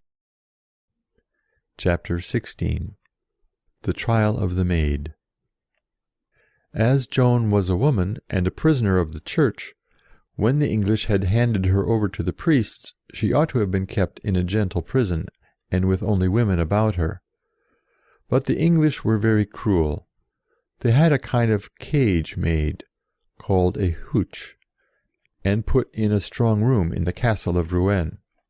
In this cage they kept Joan, with chains on her legs, which were fastened to a strong post or beam of the bed. 5 common soldiers kept watch in the room, day and night. The eyes of men were always on the most modest of girls. We see how much they feared her. They wished to have her proved a witch, and one who dealt with devils, to take away the shame of having been defeated by a girl, and also to disgrace the French king by making the world believe he had been helped by a sorceress and her evil spirits. In truth, if you read Henry VI, Part 1, by Shakespeare, you will see just what the English thought about the Maid. Shakespeare, of course, did not know the true story of Joan, and he makes her say abominable things, which not even her enemies brought up against her at her trial.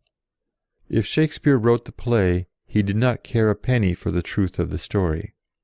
He sends Joan to Bordeaux, where she never was in her life, and makes fiends, that is, her saints, appear to her and show that they will help her no longer. So she offers her very soul as a sacrifice for the sake of France.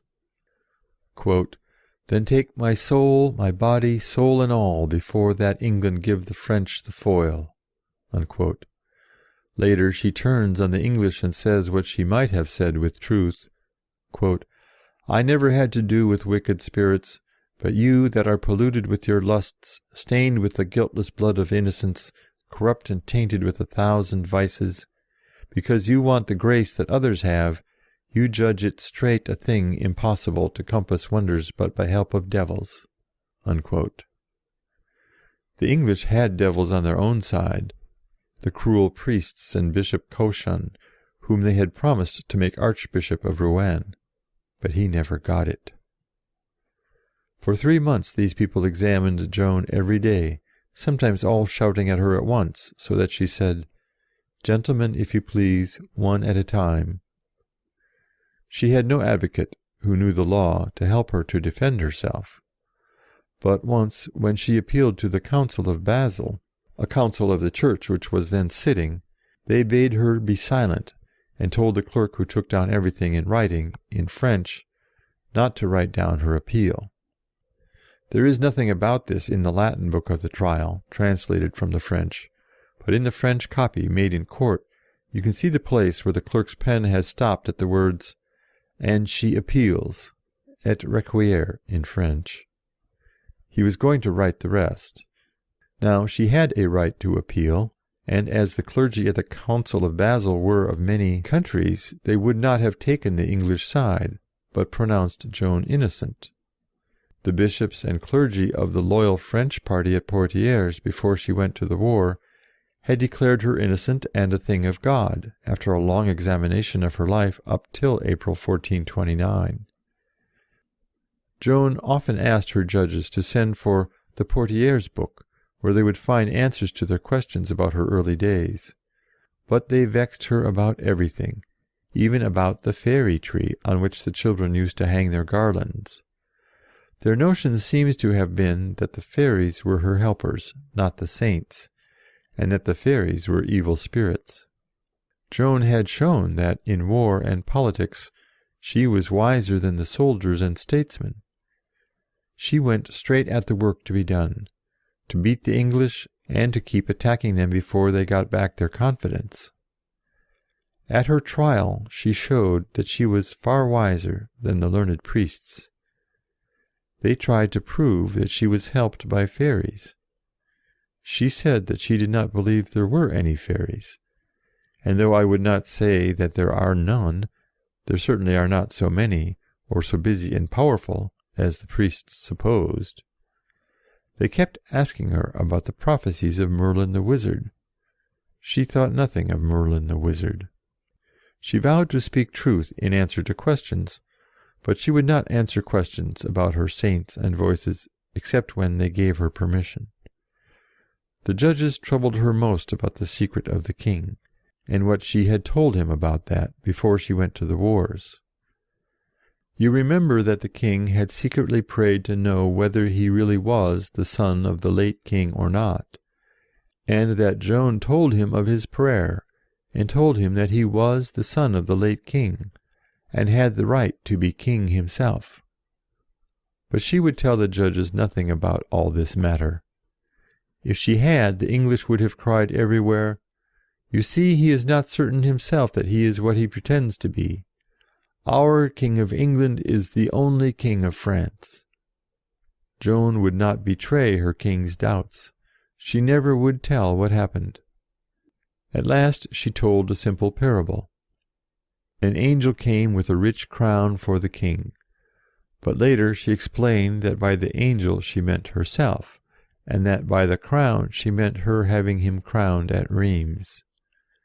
They never could get the king's secret out of her.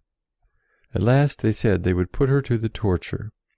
They took her to a horrible vault, full of abominable instruments for pinching and tearing and roasting and screwing the bodies of men. There stood the executioner, with his arms bare, and his fire lit, and all his pincers and ropes and pulleys ready. "Now will you tell us?" they said. Brave men had turned faint with terror in that vault, and had said anything that they were asked to say, rather than face the pain. There was a Marshal of France, Gilles de Rais, a nobleman who fought besides Joan at Orleans, at Les Tourelles, at Jargeau, at Pathay, and at Paris, and who carried the sacred vessel which the angel brought, long ago, with holy oil, at the king's coronation. Later this man was accused by the Inquisition of the most horrible crimes. Among other things, he was said to have sacrificed children to the devil, and to have killed hundreds of little boys for his own amusement. But the hundreds of little boys were not proved to be missing, and none of their remains were ever found. Gilles de Rais denied these horrible charges. He said that he was innocent, and for all we know, he was. But they took him to the torture vault, and showed him the engines of torment. And he confessed everything, so that he might be put to death without torture, which was done. Joan did not fear and turn faint. She said, "Torture me if you please, tear my body to pieces. Whatever I say in my pains will not be true, and as soon as I am released I will deny that it was true. Now go on." Many priests wished to go on, but more, even of these cruel enemies, said no, they would not torture the girl. "What a brave lass! Pity she is not English," one of the English lords said, when he saw Joan standing up against the crowd of priests and lawyers. Remember that for 6 weeks, during Lent, Joan took no food all day. There she stood, starving and answering everybody, always bravely, always courteously, always wisely, and sometimes even merrily. They kept asking her the same questions on different days, to try to make her vary in her answers. All the answers were written down. Once they said she had answered differently before, and when the book was examined, it proved that there was some mistake in the thing, and that Joan was in the right. She was much pleased, and said to the clerk, "If you make mistakes again, I will pull your ears." They troubled her very much about wearing boys' dress. She said that when among men in war it was better and more proper. She was still among men, with soldiers in her room day and night, which was quite unlawful. She should have had only women about her. She would not put on women's dress while she was among men, and was quite in the right. She could hear her voices in court, but not clearly on account of the noise. Once I suppose she heard them, for she suddenly said in the middle of an answer to a question about the letters which were written for her when she was in the wars, "Before 7 years are past, the English will lose a greater stake than they have lost at Orléans. They will lose everything in France." Before the 7 years were out, they lost Paris, a much greater stake than Orléans, as Paris was the chief town and the largest. They went on losing till they lost everything in France, even all that they had held for hundreds of years. The judges insisted that she should submit to the Church. Joan asked nothing better. "Take me to the Pope, and I will answer him, for I know and believe that we should obey our Holy Father, the Pope, who is in Rome." Or she would answer the council of the whole Church at Basel, but, as I said, the Bishop Cauchon stopped the clerk when he was writing down the words. The judges said, "We are the Church, answer us and obey us." But, of course, they were not the Church. They were only a set of disloyal French priests who sided against their own country and helped the English. End of chapter 16. Chapter 17. How the Priests Betrayed the Maid. At last, on May 24th, 1431, they determined to force her to acknowledge herself in the wrong, and to deny her saints. On that day they took her to the graveyard of the church of St. Ouen. 2 platforms had been built. On one stood the wretched Cauchon with his gang. Joan was placed on the other. There was also a stake with faggots for burning Joan. They had ready 2 written papers. On one it was written that Joan would submit to them and wear woman's dress. On the other was a long statement that her saints were evil spirits and that she had done all sorts of wrong things. She was told that if she would sign the short paper and wear woman's dress, she would be put in gentle prison with women about her instead of English soldiers. Seeing the fire ready, Joan repeated the short form of the words, and made her mark, smiling, on the piece of paper that they gave her. But it was the paper with the long speech, accusing her of crimes and denying her saints.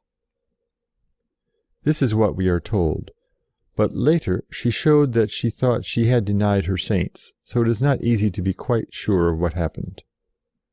It is certain that Cauchon broke his word. She was not taken away from her cruel prison and the English soldiers as was promised. She was given woman's dress, but as they were determined to make her relapse, that is, return to the sin of wearing man's dress, for then they could burn her, they put her boy's dress in her room, and so acted that she was obliged to put it on.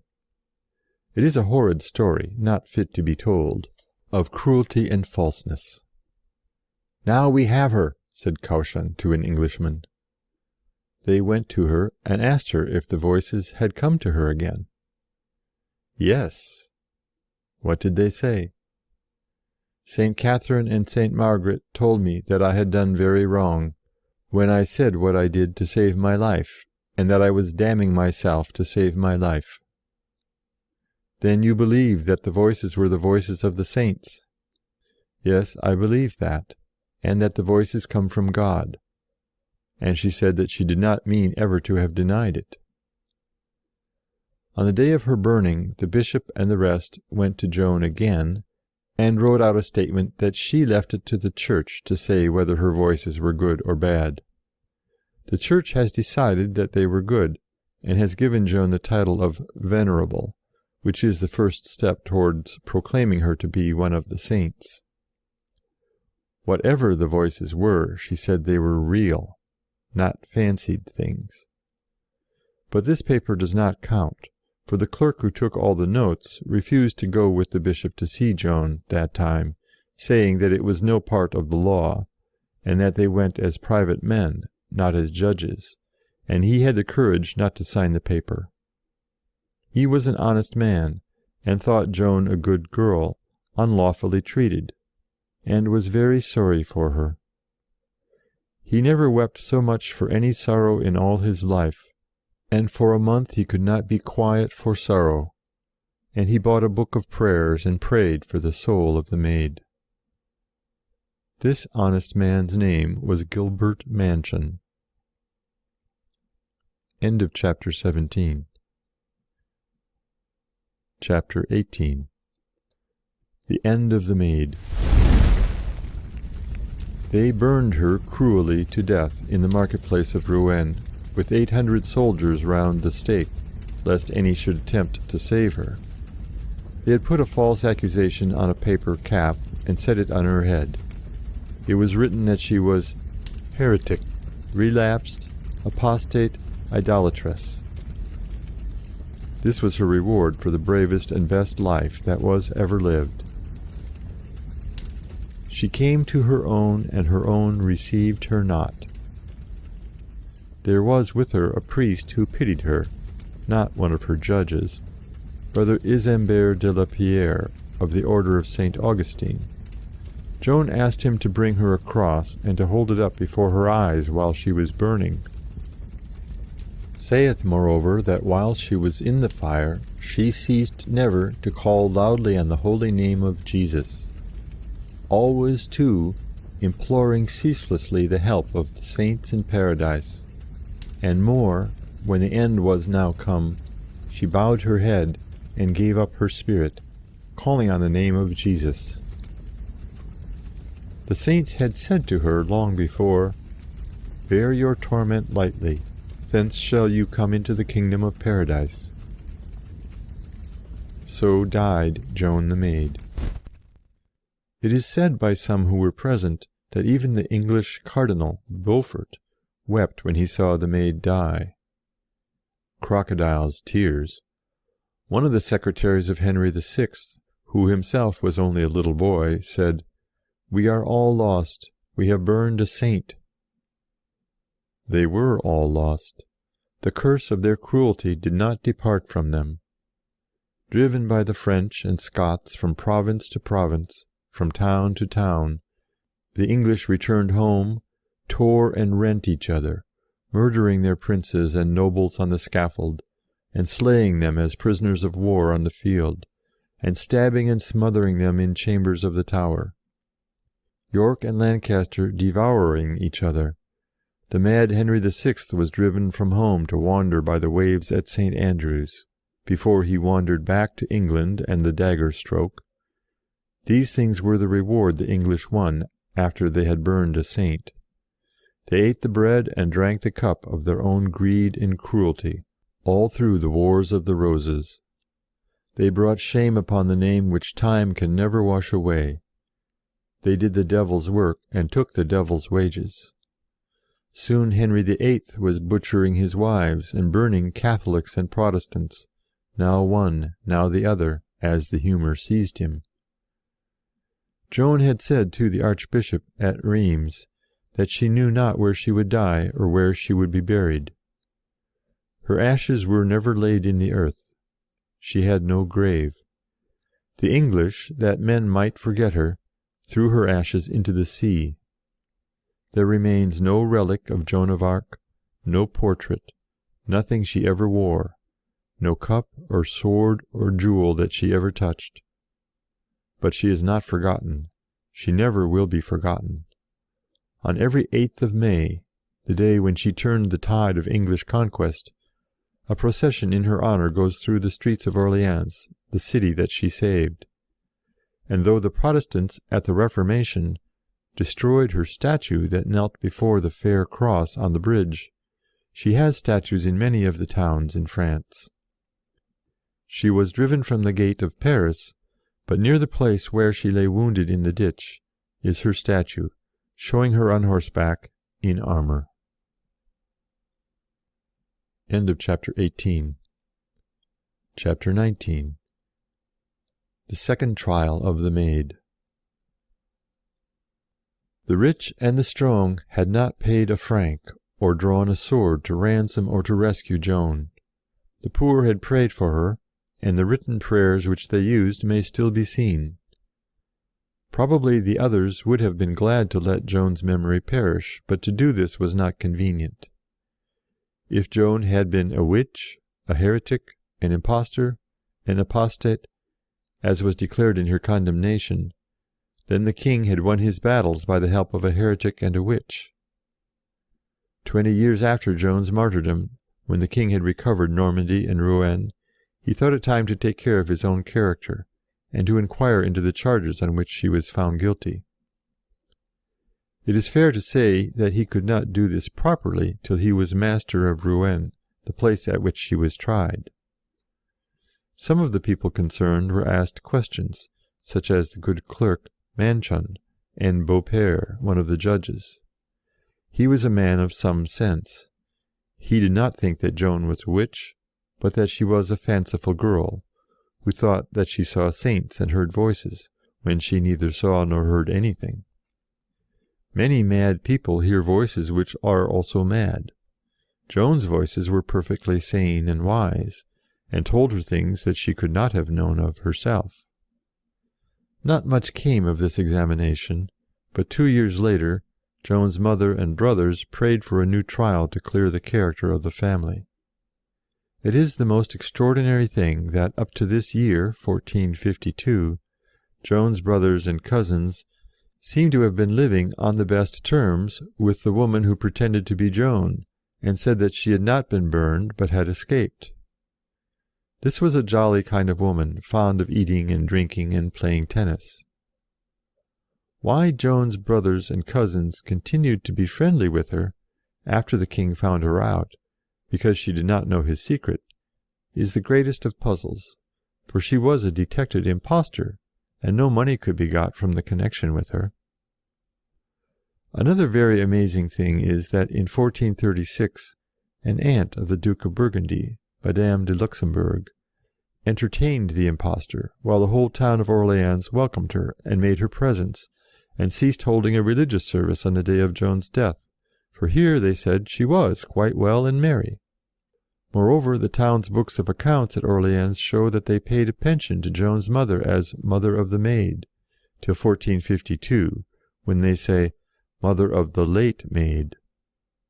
For now, as Joan's family were trying to have her character cleared, they admitted that she was dead, burned to death in 1431, as, of course, she really was. There are not many things more curious than this story of the false maid. However, at last Joan's family gave up the impostor, and 5 years later she was imprisoned and let out again, and that is the last we hear of her. The new trial lingered on, was begun and put off, and begun again in 1455. Cauchon was dead by this time. Nothing could be done to him. Scores of witnesses came and told the stories given at the beginning of this book, showing how Joan was the best and most religious of girls, and very kind to people even more poor than herself, and very industrious in knitting and sewing and helping her mother. Every one who was still alive that had known her in the wars came, like d'Alençon and Dunois and d'Aulon and her confessor, and many others came, and told about Joan in the wars, how brave she was and modest, and the stories of what she had suffered in prison and about the unfairness of her trial were repeated. The end was that the court of inquiry declared her trial to have been full of unlawfulness and cruelty, and they abolished the sentence against her, and took off all the shameful reproaches, and ordered a beautiful cross to be erected to her memory in the place where she was burned to death.